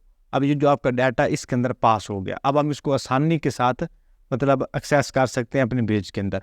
अब हम यहाँ पे कंसोल लिखेंगे, और कंसोल के अंदर हम यहाँ पे लिख देंगे फैच्ड डाटा, और इसको आप कर दो सक्सेसफुली, या जो भी आप लिखना चाहो। फिर आप यहाँ पे अपने एरे का नाम दे दोगे यूज़र एरे दिया, और सेव करेंगे। अब इसको हम चेक करेंगे तो हम देखेंगे अगेन फैच डाटा हमारे पास, ये नोटिफिकेशन भी आ गया, और साथ इसका जो डाटा वो भी सारा हमारे पास आ गया। अब ये जो डाटा है सेट यूज़र, तो इसका जो पहले वाला कौन सा, ये यूज़र, हम इस यूज़र के थ्रू इसको हम सारे को मैप कर सकते हैं।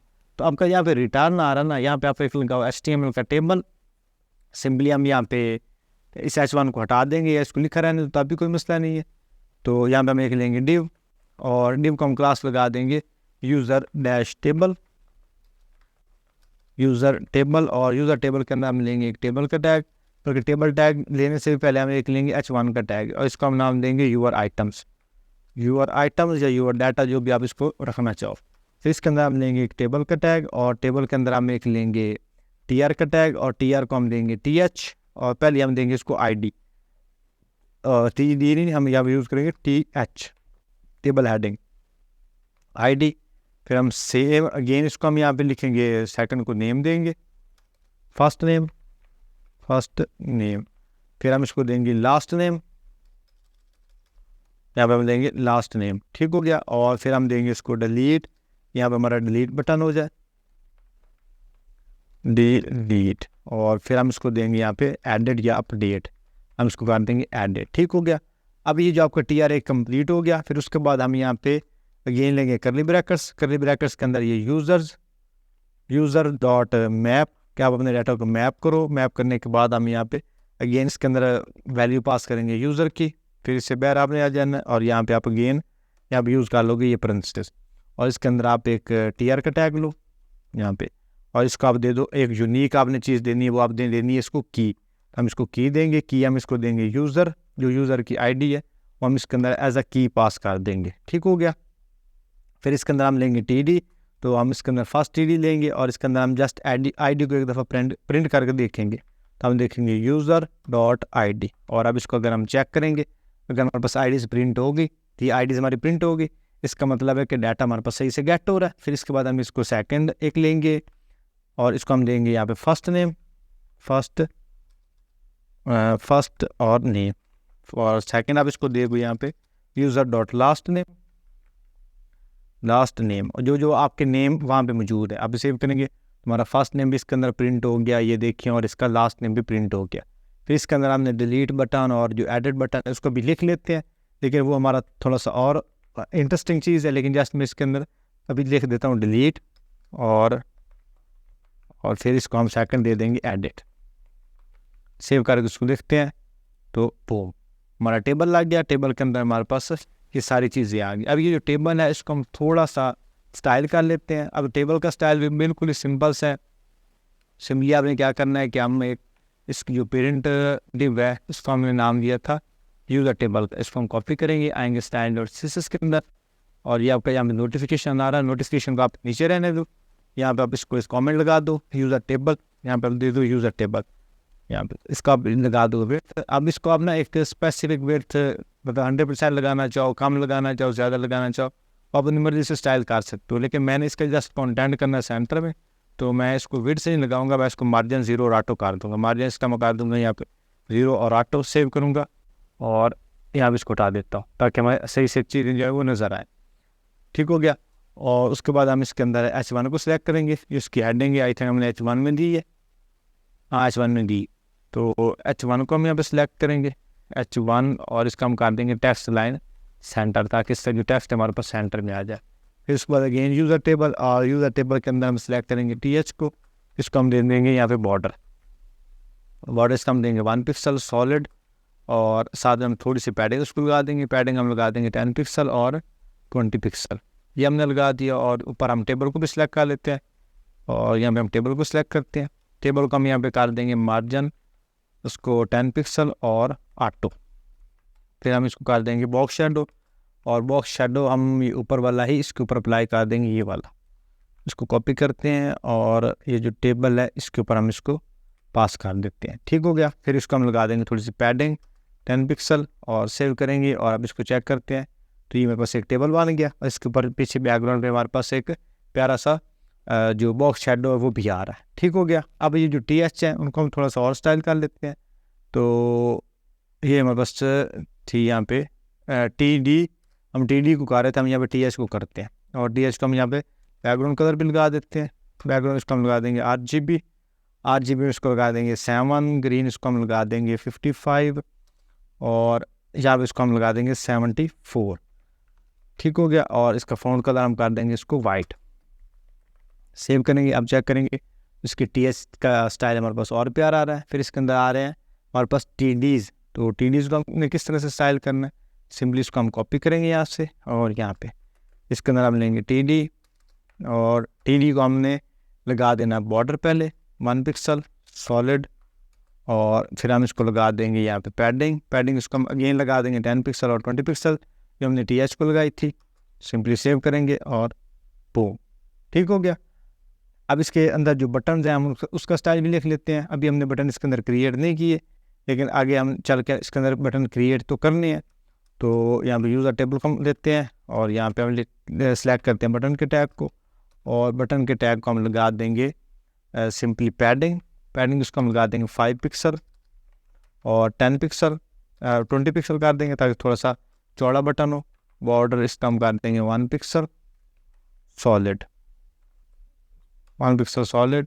और कर्सर इसका हम कर देंगे पॉइंटर।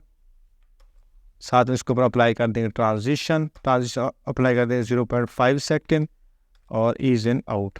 ठीक हो गया। और जो भी बटन होगा इसके ऊपर जब होवर करें, साथ में हम टेबल को भी सिलेक्ट कर लेंगे ताकि और ज़्यादा हमारा जो बटन है वो स्पेसिफिक हो जाएगा। डॉट यूज़र टेबल, और यूज़र टेबल के अंदर डॉट टेबल टैग, और टेबल टैग के अंदर जो आपका बटन है, और बटन के ऊपर जब हम करें होवर करें तो इसका बैकग्राउंड हमारे पास हो जाए ट्रांसपेरेंट, साथ में इसका फ़ॉन्ट कलर हमारे पास हो जाए ब्लैक। सेव करेंगे और वो ठीक हो गया। ये बटन हमारे पास इसके अंदर स्टाइल हो गया। और इसके अंदर हम एक बटन लगा के इसको चेक भी कर सकते हैं। तो यहाँ पे हम जहाँ पे आपके एडिट है ना, वहाँ पे आप लगाओ बटन का टैब और इसको आप लिख दो एडिट यूज़र, और ये आप इसको यहाँ पे क्लोज करो। अब इसको सेव करके चेक करते हैं। मेरे पास बटन भी लग जाएगा इसके अंदर, ये वाला। और बटन को वैसे स्टाइल होना चाहिए, तो वो देखते हैं बटन हमारा क्यों नहीं स्टाइल हुआ। टेबल, और टेबल के अंदर यूज़र टेबल और बटन का टैग, पैडिंग वगैरह इसके ऊपर अप्लाई है। इसका हम यहाँ पे बैकग्राउंड करते हैं एक दफ़ा ब्लैक। सेव करेंगे और वो नहीं स्टाइल इसके ऊपर बाकायदा तौर पे अप्लाई हो रहा है, लेकिन इसको हमने इसका कलर वगैरह और रखना है, तो इसलिए हम इसको ऐसे कर देते हैं। ठीक हो गया। अब ये बटन भी आपका स्टाइल हो गया, और यहाँ पे आपका डाटा जो है वो भी डाटा भी से गेट हो गया। अब डाटा को डिलीट करने के लिए अगेन हम कंपोनेंट वाले फोल्डर के अंदर एक और फाइल क्रिएट करेंगे, जिसको हम नाम देंगे delete.component.jsx। ठीक हो गया। मेरे डिलीट के स्पेलिंग थोड़े से गलत हैं, इसको मैं थोड़ा सा सही कर लेता हूँ। delete.component.jsx, और इसके अंदर हम डिलीट का कंपोनेंट बनाएंगे। दोस्तों अब डिलीट का कंपोनेंट जो है ना, वो मैं वैसे भी बना सकता था, जस्ट इसके अंदर बटन का टैग लगा के, वो मेरे लिए ज़्यादा इजी था। लेकिन मैं आपको इसके अंदर ना कंपोनेंट मेकिंग सिखा रहा हूँ, किस तरह से आप छोटे छोटे कंपोनेंट्स बना के, छोटे छोटे पुर्जे बना के, जिस तरह से हम कोई बड़ी मशीन बनाते हैं ना, सेम उस तरह से हम छोटे छोटे पुर्जे बना कर कोई बड़ा प्रोजेक्ट किस तरह से बनाते हैं, किस तरह से कोई बड़ी वेबसाइट बनाते हैं। तो इसके अंदर आपको छोटे छोटे प्रोजेक्ट्स जो हैं या कंपोनेंट है वो सीखने को मिल रहे हैं, तो इसलिए आपने इन वीडियोज़ को मिस नहीं करना। हम यहाँ कॉन्स्टेंट, इसको हम नाम देंगे डिलीट बटन यहाँ पे, या इसके अंदर हमने एक बटन स्टोर करना, और इस बाकी जितनी भी डिलीट की फंक्शनैलिटी वो यहीं पे होगी। जस्ट हमने इस कंपोनेंट को वहाँ पे कॉल करके और कुछ वैल्यूज इसके अंदर पास कर देनी है, और यहाँ पे ठीक हो गया। और इसको आप दे दो यहाँ पे रिटर्न, और रिटर्न के अंदर आप सिर्फ एक बटन का टैग लिखेंगे रिटर्न। यहाँ पे इसके अंदर हम लिखेंगे बटन का टैग, और बटन को हम यहाँ पे दे देंगे इसके अंदर टेक्स्ट डिलीट डाटा या डिलीट आइटम, या जस्ट डिलीट लिखना चाहो वो सारी आपकी मर्जी है।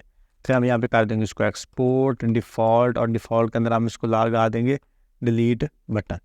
ठीक हो गया। अब ये जो डिलीट बटन है इसको हमने इंपोर्ट करना है अपने गेट कंपोनेंट के अंदर, जहाँ पे हमारा डिलीट लगा हुआ है ना, क्योंकि हमने इसके ऊपर फंक्शनैलिटी लगानी है। यहाँ पे पहले हम इसके ऊपर इंपोर्ट करेंगे, तो यहाँ पे हम लिखेंगे इंपोर्ट, और यहाँ पे हम इंपोर्ट डिलीट बटन, और ये जो डिलीट बटन वाला कंपोनेंट है इसको हम कॉपी करेंगे, और ये जो आपका TR है ना, ये वाला डिलीट वाला, इसके अंदर हम इसको पास कर देंगे सिंपली। इसको हमने पास कर दिया, और अब अगर इसको हम चेक करेंगे यहाँ पे, तो ये आपके पास डिलीट बटन भी डिलीट डाटा आपके पास आ रहा है, जहाँ से हमने डाटा को डिलीट करना है। ठीक हो गया। अब उसके बाद आपने क्या करना है कि इसके अंदर आपने वैल्यूज़ पास करनी है। इसको आप थोड़ा सा यहाँ पे हम इसका ये वाला क्लोज कर लेते हैं ताकि आपको टेक्स्ट अच्छे से नज़र आए। अब इसके अंदर ना आप इसको मतलब एट्रीब्यूट सेट करोगे। पहला आप इसको एट्रीब्यूट दोगे user ID is equal to जो आपकी ऊपर आईडी आ रही है, इस यूज़र की आईडी जो है ना वो आप इसके अंदर पास कर देंगे। अब इसको करेंगे यूज़र और डॉट आईडी। अब ये आईडी इसके अंदर पास होगी। फिर हम इसको सेकंड हम देंगे कि ऑन द डिलीट, कि जब भी आपका यूज़र डिलीट हो, डिलीट। अब ये जो डिलीट है इसको आप कॉल करो, और इसके ऊपर आपने ऑप्शन लगाना है हैंडल डिलीट का, हैंडल डिलीट, कि आपका जो डिलीट है वो हैंडल किस तरह से। इसको हम यहाँ से कॉपी करेंगे, इस फंक्शन का हम ऊपर डिफाइन करना है यहाँ पे। ये जो आपका यहाँ पे यूज़ इफेक्ट आ रहा है ना, इस यूज़ इफेक्ट के बिल्कुल नीचे आप आ जाओ, यहाँ पे आपका फैच डाटा, और यहाँ यहाँ पे आप इसको कॉमेंट लगा दो कि आपका हैंडल डिलीट, और हैंडल डिलीट को आप सेम जिस तरह से आप फंक्शन लगाते हो उस तरह से लगाओगे, ये आपका है भी फंक्शन, लेकिन हमने इसको इधर डिफाइन करना है, फिर हमने इसको एक्सपोर्ट कर लेना है डिलीट वाले कंपोनेंट के ऊपर। बहुत ही आसान है, जस्ट आपने एक दफ़ा इसको समझ लेना है, आपके लिए कोई मुश्किल नहीं होनी। डिलीट और इसको हम इक्वल करेंगे, फिर इसके अंदर हम डिलीट यूज़र आईडी पास करेंगे, डिलीट यूज़र और आईडी, इसको हमने ये समझ पैरामीटर पास कर दिया। अब इसके अंदर हम सेट यूज़र करेंगे, सेट यूज़र्स, और सेट यूज़र को आप अब इस आपने ना पार्ट को अच्छे से समझना है। सेट यूज़र के बाद आप यहाँ पे इसको वैल्यूज़ के अंदर सेट करोगे, प्रीवियस यूज़र, प्री यूज़र यहाँ पे, और इससे बाहर आपने आके जस्ट इसको लगा देना है यहाँ पे ये इक्वल का साइन, और फिर यहाँ पे लगा देनी है आपने एंगल, राइट एंगल, वो लगा दिया। फिर उसके बाद आपने क्या करना है कि सिंपली आप लगाओगे यहाँ पे प्रीवियस यूज़र को आपने इक्वल कर देना डॉट फिल्टर के, इसको आप फिल्टर करो यहाँ पे फिल्टर, और फिल्टर आपने किसको करना है, इसके अंदर आप अगेन पैरामीटर पास करोगे यूज़र का, और फिर इससे बाहर आपने आ जाना एरो फंक्शन डिफाइन करना है यूज़र आईडी, कि यूज़र आईडी को आप फिल्टर करो डॉट आईडी को, और अगर ये आपकी इक्वल नहीं होती यहाँ पे इसको आप डबल इक्वल डालो, और इसको आप कर दो डिलीट यूज़र आईडी, जो आपने ऊपर की है ना इसको आप इक्वल कर दो इसके डिलीट यूज़र आईडी के, और ये जो आपकी ब्रैकेट यहाँ पे आ रही है इसको आप काट करो और यहाँ पे लगा दो। ठीक हो गया।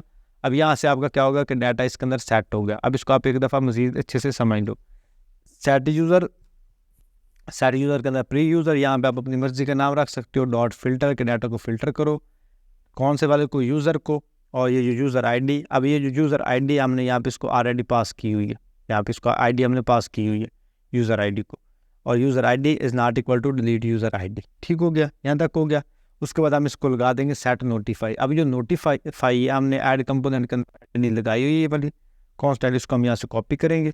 उसको कॉपी करने के बाद हम जो हमारा गेट है ना इसके अंदर भी हम टॉप पे इसको इंपोर्ट कर लेंगे। ठीक हो गया। और ये जो नोटिफाई है सेम या जिस तरह से हमने यहाँ पे इसको कॉल किया होगा ना, यहाँ पे स्पैन डॉट क्लास नोटिफाई, इसी को हम कॉपी करके गेट कंपोनेंट के ऊपर हम इसको टेबल के ऊपर पास कर देंगे। ये टेबल और H1 के ऊपर हम इसको पास कर देंगे। ऑलरेडी चूँकि हमने इसको लगाई हुई पोजीशन एब्सोल्यूट, आप इसको कहीं पे भी लगा दोगे आपको नोटिफिकेशन शो हो जाएगा टॉप के ऊपर। ठीक हो गया।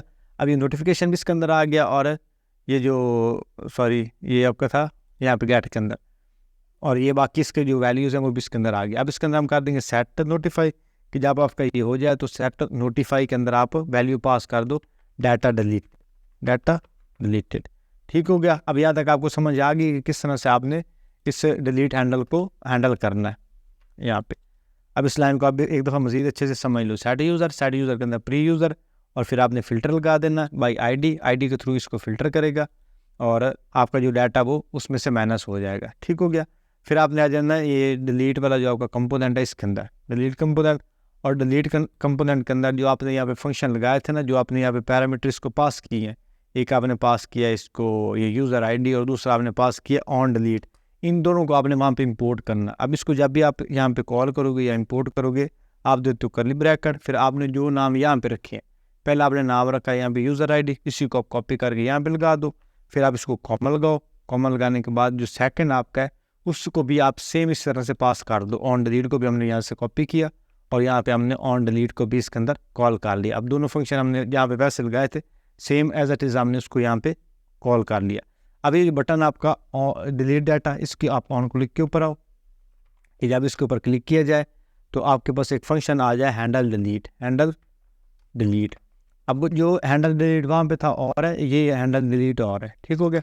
और यहाँ पे हम कर देंगे कांस्टेंट हैंडल डिलीट, और is equal to same curly brackets हम देंगे इसको यहाँ पे, इस तरह से हमारा फंक्शन लगाते हैं। इसके ऊपर हमने जो ऑन डिलीट लगाया इसको हम यहाँ से कॉपी करेंगे और यहाँ पे इसको पास करेंगे, और जो हम आईडी इसके अंदर कॉल की हुई है वहाँ से इसको हम इसके अंदर पास कर देंगे जस्ट हमारा फंक्शन चेक करने के लिए। अब सेव करेंगे, और अब हम आते हैं अपने पेज के अंदर। अब ये जो डिलीट वाला हमारे पास आ रहा है ना बटन, इसके ऊपर हम क्लिक करेंगे तो हमारे पास ऊपर आ गया डाटा डिलीटेड। फिर अगेन क्लिक किया और ये डाटा हमारे पास सारा डिलीट हो रहा है। देखिए ये डाटा हमारे पास वक्ती तौर पर डिलीट हो रहा है। जैसे पेज को मैं रीलोड करूँगा उसी टाइम मेरे पास सारा डाटा आ जाएगा, क्योंकि ये डाटा हम जावास्क्रिप्ट की मदद के साथ पेज से जो वेब है वो तो कर रहे हैं, लेकिन हमारे पास डाटाबेस के अंदर स्टिल उसी तरह से मौजूद है। तो इसको यहाँ से मैं एक दफ़ा हटाता हूँ और अब इसको सेव करके रीलोड करते हैं। अब ये डाटा मेरे पास उस तरह से आ जाएगा, क्योंकि ये डाटा हमारे पास डाटाबेस से तो नहीं गया, डाटा हमारे पास गया हमारे पेज से, और मतलब जो क्लाइंट साइड है वहाँ से गया है। अब इसको हमारे जो डाटाबेस है उससे हटाने के लिए हम यहाँ पे लेंगे एक इंपोर्ट, और इंपोर्ट करेंगे पहले डीबी को, यहाँ पे डीबी, और ये ऊपर डाटाबेस इंपोर्ट होगी। फिर हम यहाँ पे अगेन इंपोर्ट करेंगे, और इंपोर्ट के अंदर हम लेंगे कर्ली ब्रैकेट्स, इसके अंदर हम रेफरेंस लेंगे। फिर हम लेंगे रिमूव का, रिमूव दिया, और यहाँ पे हम लिख लेंगे फ्रॉम, कहाँ से आप रिमूव करो, फायरबेस स्लैश जो डाटाबेस है वहाँ से। अब ये जो दोनों फंक्शन है हम इनको लगाएंगे, इसके इन दोनों के दरम्यान हमने कॉमा लगाना है। फिर ये आपका हैंडल डिलीट है ना, इसके अंदर आपने लगाना है ट्राई एंड कैच ब्लॉक। पहले आप ट्राई करोगे, और ट्राई के अंदर आप लिखोगे कांस्टेंट यूज़र रेफरेंस, जिस तरह से आप पहले रेफरेंस बनाते हो। और यहाँ पे हम लेंगे इसको रेफरेंस, रेफरेंस के अंदर आप देखो डीबी, डीबी देने के बाद आप यहाँ पे अगेन दोगे सिंगल कोट्स, यहाँ पे आप सिंगल कोट से आप यहाँ पे दोगे इसको बैकटिक्स, बैकटिक्स के अंदर आप लिखोगे यूज़र, जो आपके टेबल का नाम है वहाँ पे कलेक्शन का। फिर यहाँ पे $, और यहाँ पे आप इसकी आईडी पास कर दोगे, यूज़र आईडी की, यूज़र आईडी हमने इसके अंदर पास कर दी, ये वाली आईडी इसके अंदर पास होगी। फिर इसके फ़ौरन बाद आपने यहाँ पे ऊपर जो फंक्शन कॉल किया रिमूव वाला, इसको कॉल कर लेना है। अब रिमूव के अंदर हमने ये जो यूज़र रेफरेंस है इसको रिमूव कर देना, यूज़र रेफरेंस को रिमूव कर दिया।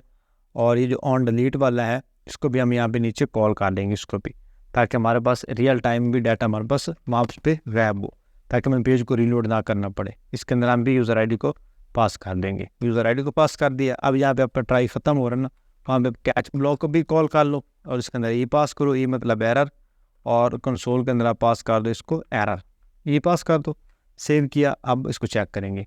अब डिलीट डाटा के ऊपर मैं करूँगा क्लिक, क्लिक किया तो मेरे पास ऊपर आ गया डाटा डिलीटेड, और ये वाला डाटा हमारे पास नीचे से भी डिलीट हो गया। अब जिस तरह से ये DF दोनों आ रहे हैं, इन दोनों DF को मैं हटाता हूँ, सेकंड को इसको भी किया। अब पेज को मैं रीलोड करूँगा, मेरे पास डाटा डिलीटेड ही नज़र आएगा, जो DF और DF थे ना वो मेरे पास डिलीट होंगे। यहाँ पे भी इसको रीलोड करते हैं, नेट की वजह से थोड़ा सा देर ले रहा है पेज की जो डाटा वो लोड होने में। ठीक हो गया। अभी आपके पास डाटा आ रहा है जो आपने बाकी, जो आपका बाकी बचा है, बाकी आपका डाटा डिलीट हो गया। अब आपको डिलीट फंक्शनैलिटी भी समझ आ गई कि किस तरह से आपने डाटा को डिलीट करना होता है। अब हम डाटा को अपडेट करेंगे। अपडेट करने के लिए आपने अगेन गेट कंपोनेंट के अंदर आ जाना है, और जहाँ पे आपने डिलीट वाला बटन लगाया था ना, उसी के नीचे आपने एडिट वाला बटन लगाया था। अब ये जो एडिट वाला बटन है ना, इसके ऊपर आपने एक फंक्शन लगाना है ऑन क्लिक। ऑन क्लिक आपने लगा दिया, इसके आपने नाम देना है हैंडल, पहले को आपने दिया था हैंडल डिलीट, इसको आपने नाम दे देना हैंडल एडिट, हैंडल एडिट, और इसके अंदर आपने जो यूज़र है उसको पास कर देना है। ठीक हो गया। अब ये जो आपका हैंडल एडिट है ना, इसको आपने ऊपर यहाँ पे कॉल कर लेना। यहाँ पे आप कमेंट लगा दो एक कि यहाँ मैं डाटा को एडिट कर रहा हूँ, हैंडल एडिट, और आप इसको यहाँ पे लगा देना कांस्टेंट, और handle edit is equal to, जिस तरह से आप नॉर्मल फंक्शन लगाते हो इसके अंदर आपने यूज़र को पास कर देना है यहाँ पे। ठीक हो गया। और आपने ऊपर एक और लगा लेना है, एक समझ लें कांस्टेंट लगा लेना है, जिस तरह से आप यूज स्टेट का इस्तेमाल कर रहे हो ना, क्योंकि हमने इसके अंदर ना एक जिस तरह से इफ़ एल्स कंडीशन होती है ना, वो वाली कंडीशन इस्तेमाल करनी है। क्योंकि जब हमने एडिट वाले बटन के ऊपर क्लिक करना है ना, इस बटन के ऊपर हम क्लिक करेंगे ना, अभी ये डाटा मेरे पास गायब है क्योंकि मैंने उसके ऊपर अभी डिफाइन नहीं किया। तो जब उसके ऊपर हमने क्लिक करना है, क्लिक करने के बाद हमारा डाटा जो है वो चेंज होना चाहिए। तो जब हमने डाटा को चेंज करना है, उसके लिए हमारे पास कोई ना कोई पहले से वैल्यू मौजूद होनी चाहिए। तो हम यहाँ पे इसको ऊपर लगा देंगे कमेंट, और यहाँ पे इसको हम नाम दे देंगे एडिट डाटा, या एडिट फॉर्म आप कर सकते हो। इसको हम कांस्टेंट देंगे, और यहाँ पे एडिट यूज़र, और इसको हम सेकंड देंगे set edit user, set edit user, और इसको हम इक्वल कर देंगे यूज स्टेट के, यूज स्टेट, और यहाँ पे यूज स्टेट, और यूज स्टेट के इक्वल करके हम इसको कर देंगे नल, कि बाई डिफ़ॉल्ट इसकी वैल्यू हमारे पास नल हो यहाँ पे, अदरवाइज़ हमारे पास इसकी जो एडिट यूज़र वाली वैल्यू। ठीक हो गया। अब ये जो एडिट यूज़र है इसको हमने लगा दिया, और अब अगर इसको हम चेक करेंगे हमारे पास फॉर्म हमारा आ रहा है। अब इस एडिट के ऊपर हमने क्लिक करना है, तो हमारा एडिट वाला जो फंक्शन है वो कॉल होना चाहिए। अब इसके ऊपर ना एक हमने कंडीशन लगानी है। वो हम कंडीशन क्या लगाएंगे, जहाँ पे हमारे पास ये डिव एंड हो रही है ना, इसके फ़ौरन बाद हम यहाँ पे एक लगाएंगे कर्ली ब्रैकेट्स, और कर्ली ब्रैकेट्स लगाने के बाद हम यहाँ पे लगाएंगे एडिट यूज़र। अगर आपका एडिट यूज़र मौजूद होता है, एंड यहाँ पे एंड वाला हमारे पास सिंबल है, ये वाला एंड। देन क्या करो, देन हमारे पास ये वाली चीज़ शो करवा दो। हम जस्ट एक H1 का टैग लगा के, अभी आपको ना समझा रहा हूँ H1, और हम इसको हम देते हैं एडिट डाटा कि जब मतलब हमारे पास एडिट डाटा के अंदर यूज़र कोई मौजूद हो, वैल्यू मौजूद होगी, देन हमारे पास प्रिंट हो जाएगा ये H1 का टैग जिसके अंदर लिखा होगा एडिट डाटा, अदरवाइज़ हमारे पास ये प्रिंट नहीं होगा। अब बाय डिफ़ॉल्ट इसको मैंने वैल्यू लगाई हुई यहाँ पे नल, अगर मैं इसकी वैल्यू यहाँ से नल से हटा दूंगा, जिस तरह से मेरे पास यहाँ पे हमने इसको नल लगाया ना, तो मैं इसको नल को हटा के जस्ट एम्प्टी कर देता हूँ, सेव करके, या इसके अंदर मैं कोई जस्ट नल लिख देता हूँ सेव करके। अब करूँगा, मेरे पास एडिट डाटा आ रहा है, और साथ में मेरे पास जो वैल्यू है वो गायब हो रही है। मैं अब इसको ऐसे रख दूँगा नल को कि मेरे पास वैल्यू नल रहे, मेरे पास डाटा ना आ रहा हो। लेकिन जब इस बटन के ऊपर मैं क्लिक करूँ, ये जो एडिट वाला बटन है ना, जब इसके ऊपर मैं क्लिक करूँ, हैंडल एडिट के ऊपर क्लिक करूँ, तो जैसे मैं क्लिक करूँगा, क्लिक करने के बाद मेरे पास ये फंक्शन कॉल होगा। तो इसको हमने कॉल किस तरह से करना है, जहाँ पे हमने कोई फंक्शन लगाना होता है ऑन क्लिक के ऊपर, तो हमने यहाँ पे एरो फंक्शन की तरह इसको डिफाइन करना होता है। यहाँ पे उसको मैं दोबारा आपको बताता हूँ, यहाँ पे कर्ली ब्रैकेट्स और यहाँ पे हैंडल एडिट, और इसके अंदर आप इक्वल का साइन और ये ग्रेटर देन का साइन, ठीक हो गया। अब जहाँ पे आपने ये एडिट बटन लगाया ना, इसके ऊपर आप लगा दो इसका ये जो आ रहा है ना, ये सेट यूज़र वाला, ये ऊपर हमने सेट एडिट यूज़र, इसको आप कॉपी करो और यहाँ पे आप लगा दो, इसके अंदर पास कर दो सेट एडिट यूज़र को, और यहाँ पे आप इसकी वैल्यू कर दो यूज़र, इसके अंदर आप यूज़र को दे दो। अब सेव करो। अब हम करेंगे जैसे एडिट के ऊपर क्लिक, तो मेरे पास ये एडिट डाटा वाला जो डिव है वो आ रहा है। अब मुझे ये नहीं चाहिए, मुझे इसके अंदर ना एक अलग से कंपोनेंट चाहिए जिसको मैंने यहाँ पे इंपोर्ट करना है। तो उसको हमने किस तरह से करना है, उसके लिए हम यहाँ पे एक और कंपोनेंट क्रिएट करेंगे। कंपोनेंट वाले फोल्डर के अंदर फाइल क्रिएट करेंगे जिसको हम नाम देंगे update dot component dot JSX, या इसको आप एडिट देना चाहो, जो भी आप नाम रखना चाहो आप इसको रख सकते हो। इसको मैं कांस्टेंट दूंगा और इसको मैं नाम दूंगा एडिट यूज़र, और जिस तरह से आप एरो फंक्शन लगाते हो सेम आप उस तरह से इसके अंदर लगाओगे, और इसके अंदर आप पास करोगे एक पहले आप इसके अंदर रिटर्न वैल्यू लगाओ, रिटर्न यहाँ पे, और रिटर्न के अंदर आप वैल्यू पास कर दो। यहाँ पे आप कर दो हेलो H1, और जस्ट इसके अंदर एक हेलो कर दो पास, सेव किया, और इसको यहाँ पे आप कर दो एक्सपोर्ट डिफ़ॉल्ट, और यहाँ पे डिफ़ॉल्ट के अंदर आप पास कर दो एडिट यूज़र को, ठीक हो गया। अब ये जो एडिट यूज़र है ना, इसको आपने इंपोर्ट करना है गेट कंपोनेंट के अंदर।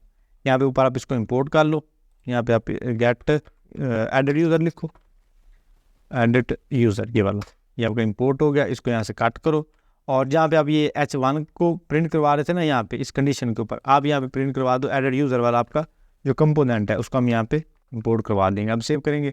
अब अगर हमारे पास डाटा मौजूद होगा, अगर एडिट के ऊपर क्लिक करेंगे, मेरे पास हेलो प्रिंट होगा। अब बताओ, ये अभी मेरे पास लोड हो जाता है, नेट की वजह से थोड़ा सा टाइम ले रहा है। अब जैसे एडिट के ऊपर मैं क्लिक करूँगा, मेरे पास ये हेलो प्रिंट हो जाएगा। पहले मेरे पास हेलो नहीं आ रहा था, लेकिन जैसे मैंने एडिट के ऊपर क्लिक किया, मेरे पास हेलो प्रिंट हो गया, क्योंकि ये वाला कंपोनेंट हमने इसके ऊपर कंडीशनल लगा दिया है। अब इसके अंदर हम एक वैल्यू पास करेंगे यूज़र, और यूज़र को हम करेंगे एडिट यूज़र, यहाँ पे कर्ली ब्रैकेट्स और एडिट यूज़र, और यहाँ पे अब ये जो एडिट यूज़र है इसको हमने पास किया। अब इसके अंदर हम एक और पास करेंगे ऑन क्लोज के ऊपर, के ऑन क्लोज, और ऑन क्लोज के ऊपर हम करेंगे ऑन हैंडल क्लोज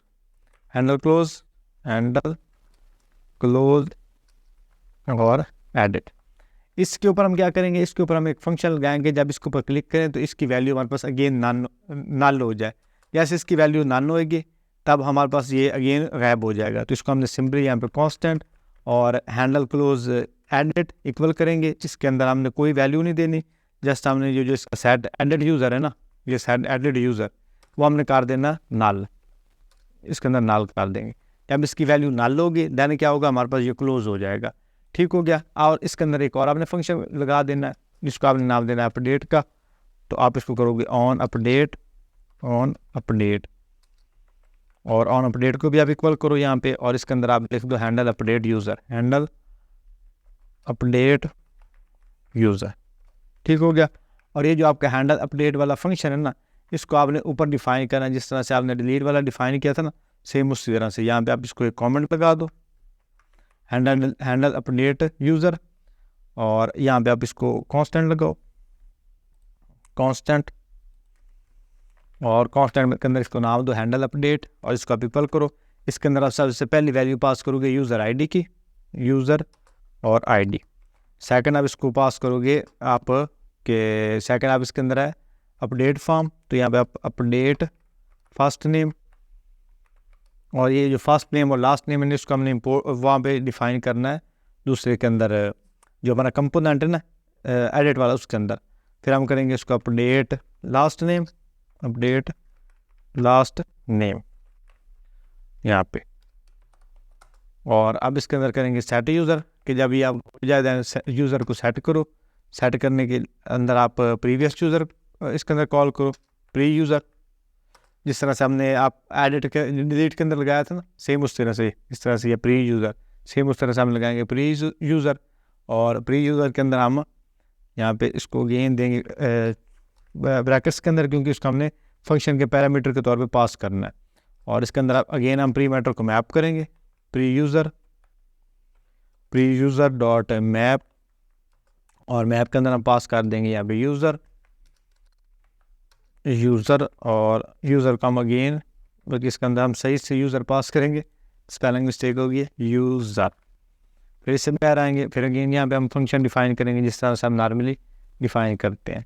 और फिर इसको हम देंगे यहाँ पे यूज़र आईडी, इसके नीचे हम user dot ID is equal to जो हमारी ऊपर वाली यूज़र आईडी आ रही है उसके यूज़र आईडी के।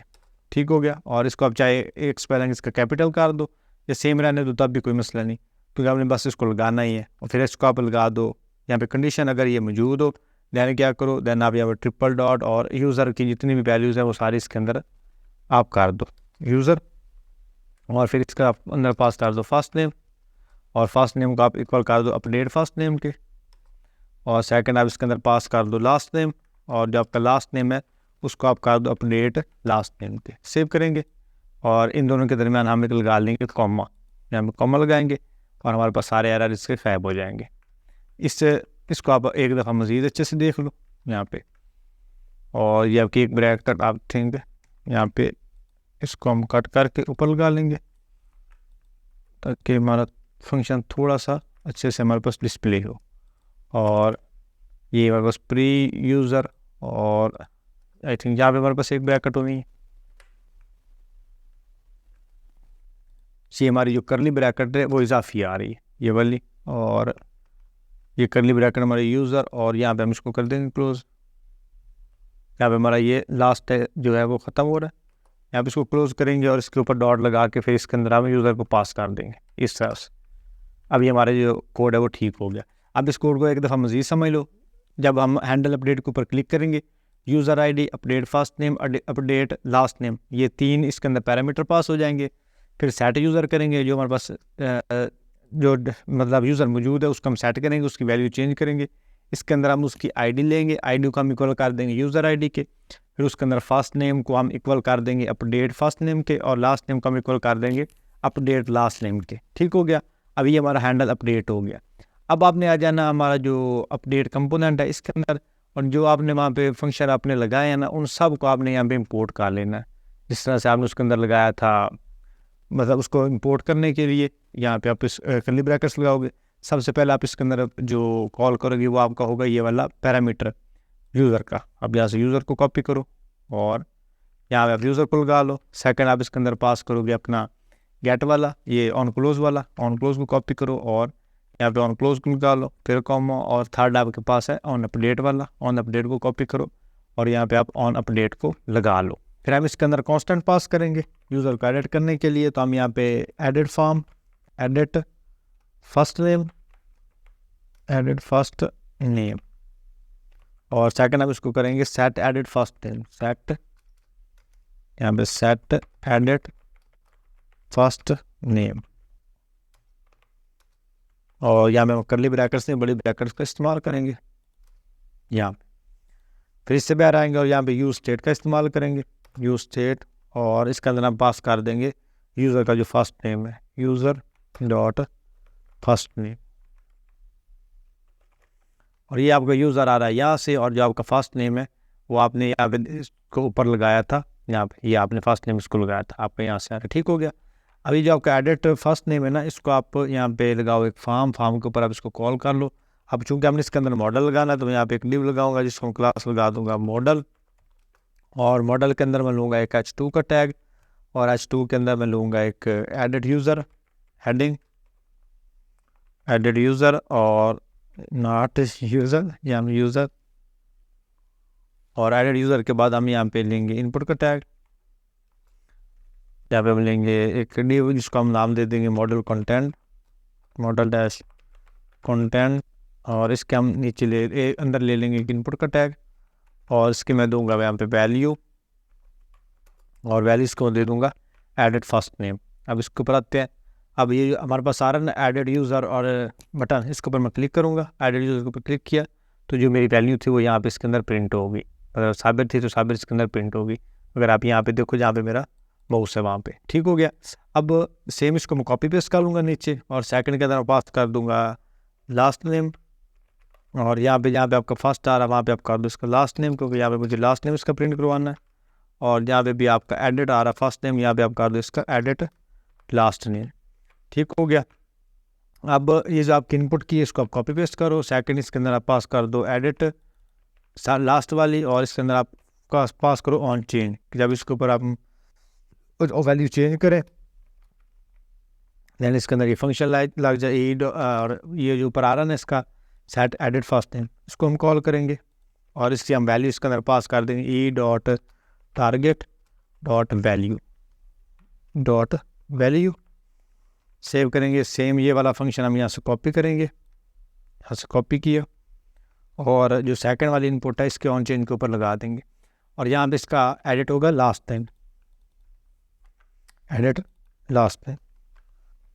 फिर इसके नीचे हम एक बटन लेंगे इसको ऐड करने के लिए, तो यहाँ पे हम लेंगे बटन टैग, यहाँ पे बटन के टैग को हम बटन के अंदर हम लिख देंगे अपडेट, और इसको हम यहाँ पे लगा देंगे ऑन चेंज, कि जब इसको हम ऑन बल्कि इसके ऊपर लगाएगा ऑन क्लिक, जब इसके ऊपर क्लिक किया जाए तो हमारे पास फंक्शन चल जाए हैंडल अपडेट का, हैंडल अपडेट,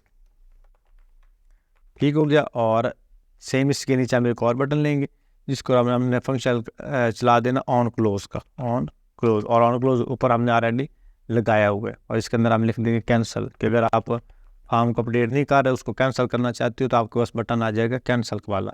अभी जो हैंडल अपडेट है इसको हमने ऊपर डिफाइन करना है। अब जहाँ पे आपका ये मतलब वेरिएबल्स कंप्लीट हो रही है ना, वहाँ पे आप लगाओगे कांस्टेंट, इसको हम नाम दोगे हैंडल अपडेट, और इसको आप इक्वल कर दोगे एसिंक्रोनस के यहाँ पे, और इसको यहाँ पे आप लगा दोगे। इसके अंदर आप लगाओगे कांस्टेंट जिसको आप नाम दोगे यूज़र रेफरेंस का मतलब है यूज़र रेफरेंस, और इसको आप इक्वल कर दोगे रेफ यहाँ पे, और रेफ को आपने ऊपर पहले कॉल करना है, तो सेम उसके लिए आप पहले डीबी को कॉल करोगे, यहाँ पे आप लिखोगे डीबी, तो ये आपकी डीबी आ गई, import from Firebase dot configuration, और जहाँ से आप अगेन इंपोर्ट करोगे, और इस इंपोर्ट के अंदर आप लिखोगे आपका रेफरेंस और रिमूव, रेफ डॉट और रिमूव, ये आपके फंक्शन है फायरबेस डेटाबेस की तरफ से। आप लगाएंगे फ्रॉम, कहाँ से करना है फायरबेस/डेटाबेस, ठीक हो गया। अब ये रेफरेंस हमने इसके अंदर दे दिया। अब इसके अंदर हमने रेफरेंस क्या बनाना है, पहले हम देंगे डीबी के बाद हम देंगे इसको बैकटिक्स के अंदर हम पास करेंगे यूज़र्स, यहाँ पे हम इसके अंदर पास करेंगे यूज़र वाला टेबल स्लैश, यहाँ पे हम $साइन और कर्ली ब्रैकेट्स के अंदर हम पास कर देंगे यूज़र की आईडी, यहाँ पे हम यूज़र और यूज़र डॉट आईडी, इसकी आईडी इसके रेफरेंस के अंदर पास होगी। फिर हमने ऊपर ये जो रिमूव वाला लगाया हुआ इसको हम यहाँ पे कॉल कर देंगे रिमूव के बाद हम क्या करेंगे कि जब ये हमारा जो बल्कि रिमूव हमने नहीं करना, हमने करना इसको अपडेट करने के लिए हम इसके अंदर जो फंक्शन कॉल करेंगे ना उसको हम नाम देंगे यहाँ पे अपडेट, और ये अपडेट को हम नीचे कॉल करेंगे यहाँ पे अपडेट, और अपडेट के अंदर हम इसको अपडेट को हम लिखेंगे ट्राई और कैच ब्लॉक के अंदर, यहाँ पे हम ट्राई और यहाँ पे हम यूज़ करेंगे जब ये कंप्लीट हो जाए तो कैश, अगर एरर आता है तो हमारे यहाँ पे प्रिंट हो जाएगा, अदरवाइज ट्राई ब्लॉक हमारा रन होगा। यहाँ पे कंसोल लॉग, और इसके अंदर हम प्रिंट कर देंगे ER, ठीक हो गया। अब ट्राई के अंदर हम लिखेंगे यहाँ पे अपडेट के अंदर हम यूज़ करेंगे अपडेट, और अपडेट के अंदर हम रेफरेंस देंगे यूज़र रेफरेंस के बाद हम इसको देंगे अगेन कॉमा, फिर कर्ली ब्रैकेट्स के अंदर हम फर्स्ट नेम जो वहाँ पे आ रहा है वो हमारा चेंज हो जाएगा एडेड फर्स्ट नेम के साथ।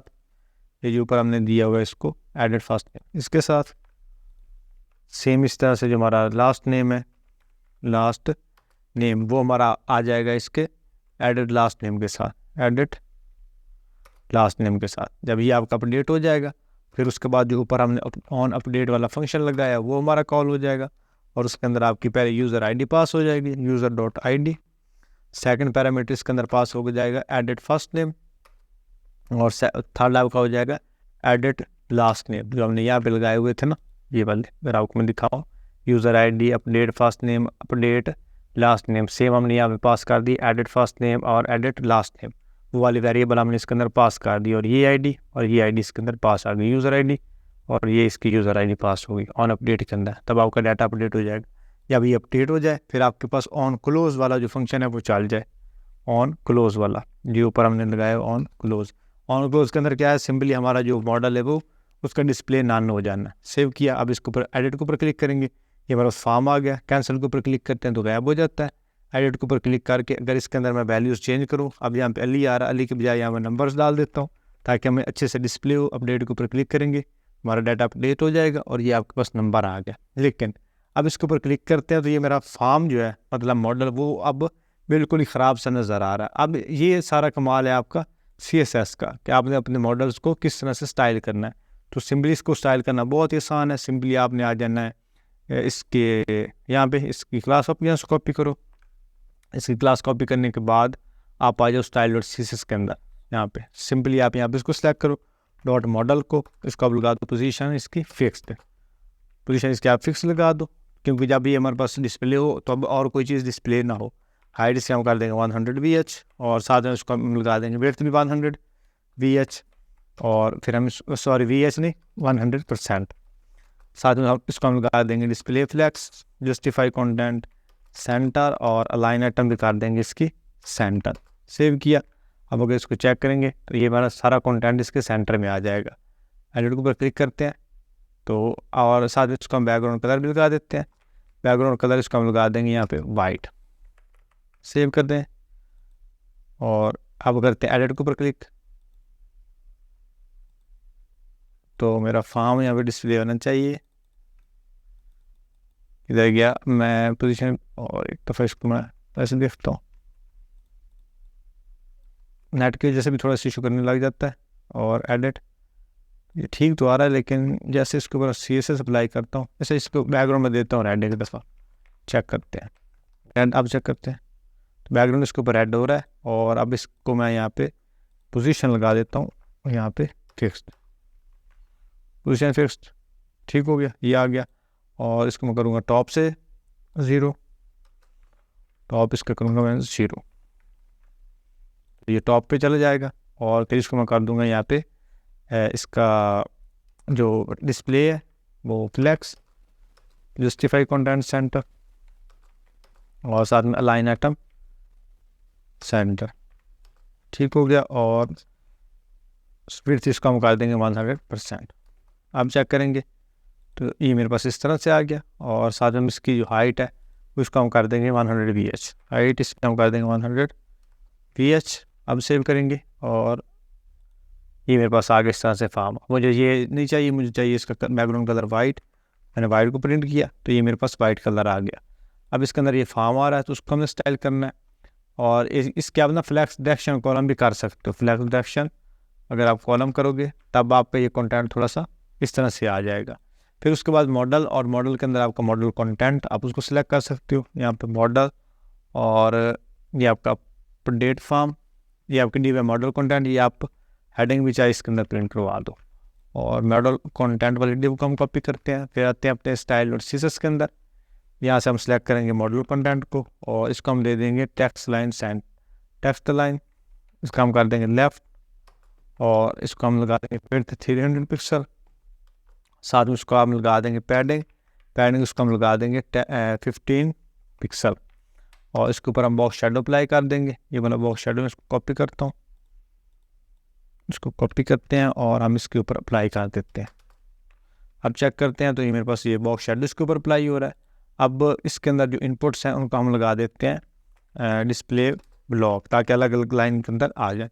इनपुट उनको हम कर देंगे डिस्प्ले उसका ब्लॉक, और ये हमारे पास इस तरह से आ गई। और साथ में इसके हम जो विड्थ है वो कर देंगे 100%। विड्थ हम इसकी कर देंगे 100%।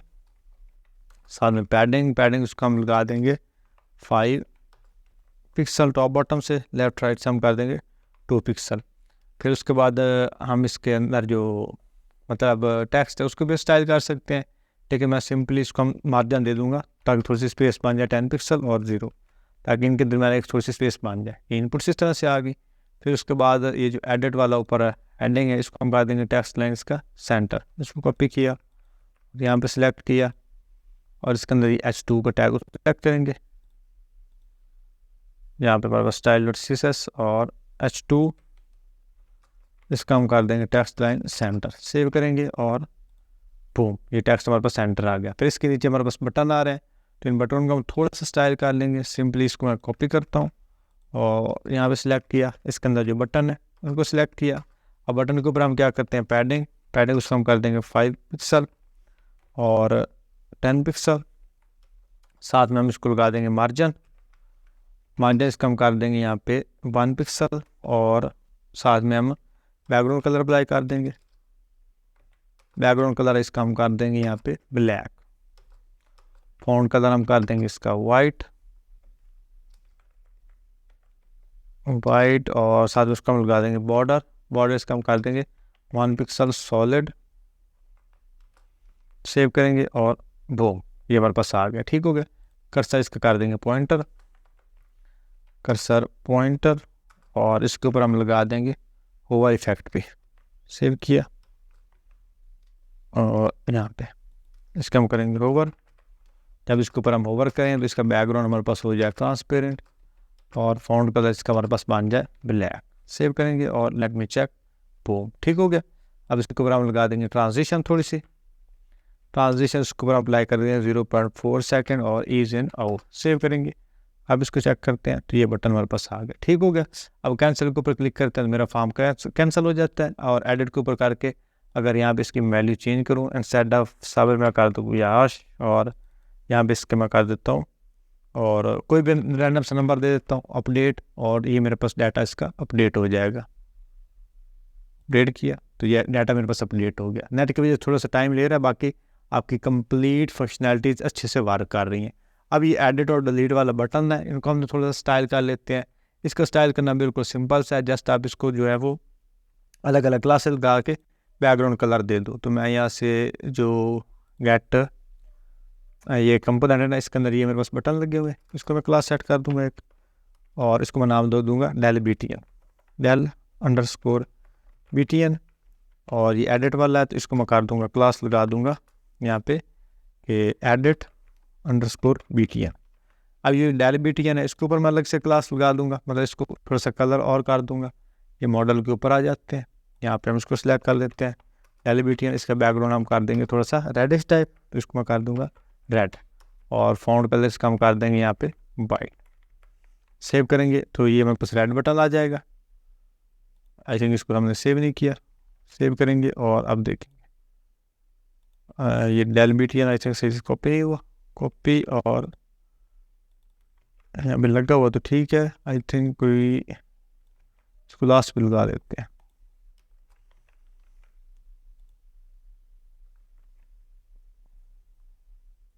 अच्छा, वो रीलोड होने में भी टाइम लगता है ना।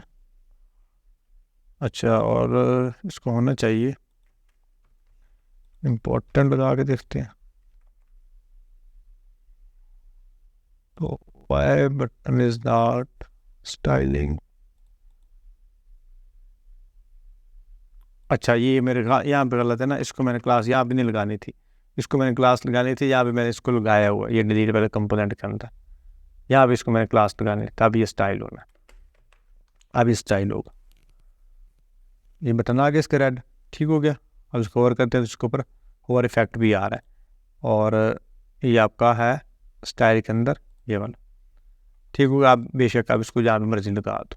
यहाँ पे आपका ये बटन है ना, बटन के ऊपर हमने ओवर इफेक्ट लगाया था, इसके ऊपर हम लगाएंगे टेबल, और यहाँ पे हमने बटन लगाया था, बटन ये वाले, यहाँ पे इसको लगा दो। ठीक हो गया। सेम तरह से आप जो अपडेट वाली क्लास उसको भी कॉपी कर लो, यहाँ से जो आपने क्लास लगाई थी इसको अपडेट के लिए। तो गेट के अंदर ये एडिट BTN, इसको आप कॉपी करो style.css के अंदर, और यहाँ पे आप इसको भी लगा दो, और इसके ऊपर आप लगा दो बैकग्राउंड कलर, इसको आप कर दो डार्क ब्लू, और फॉन्ट कलर इसका आप कर दो यहाँ पे वाइट। अब सेव करेंगे और बूम, ठीक हो गया। अब इनके ऊपर ओवर इफेक्ट भी बड़ा प्यारा सा आ गया, और अगर इनके ऊपर हम क्लिक करेंगे तो ये फंक्शनैलिटी भी इसके ऊपर बड़ी अच्छे से अप्लाई हो जाएंगी, और ये इंपॉर्टेंट आप इसका हटा दो। ठीक हो गया। अब ओवर इफेक्ट भी बड़ा अच्छे से आ गया, एडिट भी आ गया। अब इसकी फंक्शनैलिटी भी बड़े प्यारे अंदाज के साथ वर्क कर रही है। अगर डिलीट करता हूँ, डाटा मेरे पास डिलीट हो रहा है, और अगर मैं इसको एडिट करता हूँ तो ये अब डिलीट करते हैं ना, तो ये हमारे पास नोटिफिकेशन गायब नहीं हो रहा। तो इसको गायब करना बड़ा आसान है। जहाँ पे हमने डाटा को ऐड किया था ना, यहाँ पे हमने सेट टाइम मोड लगाया था, सेम अब ये वाला डिलीट के ऊपर भी लगा दो। डिलीट कंपोनेंट के अंदर आओ, और यहाँ पे आपका ये डाटा डिलीट हो रहा है ना, ये ऑन, ये ट्राई डाटा डिलीट, और यहाँ पे हमने ऐड गेट के अंदर हमने इसको लगाया हुआ है। यहाँ पे ये आपका एडिट वाला, इसके फ़ौरन बाद आप इसको यहाँ पे कॉल कर दो। अब ये डाटा आपका ये भी 2 सेकंड के बाद डिलीट हो जाएगा। अब तो दोबारा आपको करके बताता हूँ। अब डिलीट के ऊपर क्लिक करूँगा, 1 2, और ये मेरे पास गायब हो गया। ठीक हो गया। फिर एडिट के ऊपर क्लिक किया तो मेरे पास मॉडल आ गया, और साबिर को मैं यहाँ पे चेंज कर देता हूँ। अपडेट करूँगा तो मेरे पास ये मॉडल अपडेट हो जाएगा। ये मेरे पास अपडेट हो गया। आई होप आपको इसकी कंप्लीट समझ